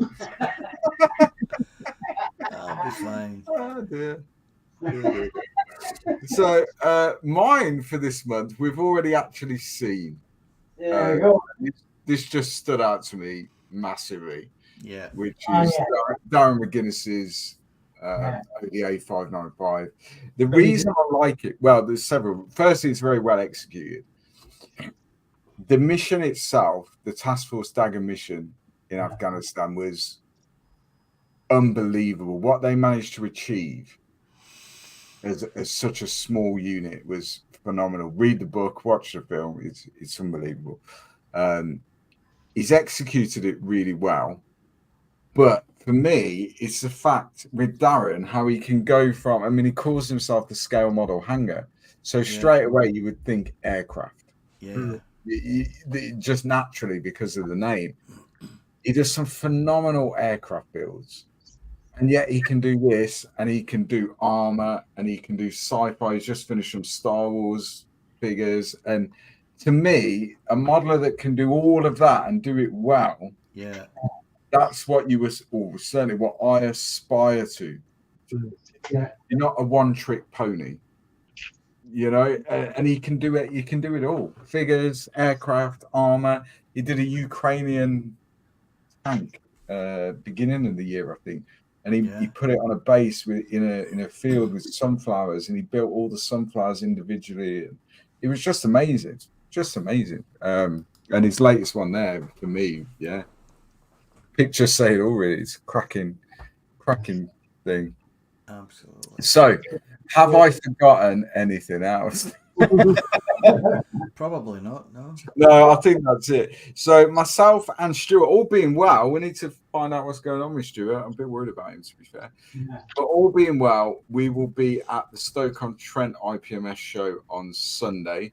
If you're in the area or you're fairly local and you can get to that show, I can't recommend that show highly enough. It's a big show. It's only a one-day show. Lots of good traders there. The competition area is always phenomenal. Stoke-on-Trent stand is always phenomenal. Phenomenal. The Rubicon Sig will be there because that's run by Stoke anyway. There's lots and lots of clubs going. Real good show, friendly show. The catering's awesome. It's at the Stoke-on-Trent Showground, so they open up all their catering and their restaurants and everything. It's a really good show. So we'll be there on Sunday, definitely. Then the weekend after that, myself and Adam are at the Medway show, which is a 2-day show on the Saturday and Sunday. That's at Royal Engineers Museum. So we'll be there all weekend with a stand. So Black Rifle Model Works stand will be there for 2 days. And then after that, 17th of September, I think, we're at the West Midlands Police Blue Lamp show in Birmingham, Tally Ho at the Police Training Centre, just outside Birmingham. So we'll be there again with a stand. We're there for that one. And then I think after that, really, it's Telford for us. And all being well, fingers crossed, we are assured that every club that requested display space and all that stuff has been allocated display space. No one's been left out. So hopefully, all being well, within the next couple of weeks, that'll all be confirmed via email. And Black Rifle Model Works will be at Telford all weekend. If you're working on your T55, as I'm doing, then try and get it finished if you can for sort of end of October, beginning of November. The idea being that you can bring your T55 to Telford, put it on the stand, because we're keen to show the club's work on the stand, not absolutely. Just our stuff. We want to show what the members are doing. So if you've got any model, not just the T55, that you want to bring, you're not putting it into the competition or whatever, and you want to display it at Telford, even if it's only for a few hours, while you have to walk around and stuff, bring it to the stand. We'll put it on our stand, and it will be there for everyone to have a look at. So that's it, really.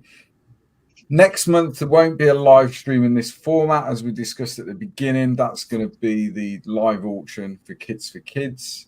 And we're hoping to raise as much money as we can for that, and hopefully get over that £5,000 target. And then that money will be sent to Mark Andrews, and all the kits will be purchased and distributed throughout the UK just prior to Christmas. So all these kids have got a kit that they can open Christmas morning. That's the goal. Other than that, thank you very much, everyone, for watching. Massive thanks to Nigel for joining us live. Cool. Thank you for inviting me. Brought a lot of viewers our way and a lot of likes, I'm sure. Anyone that hasn't already, subscribe to the channel. There'll be more build series and stuff coming now, as we sort of associate ourselves with Ultimate Modeling products now. The first one is the T55. The next one's going to be an aircraft, which should be here tomorrow.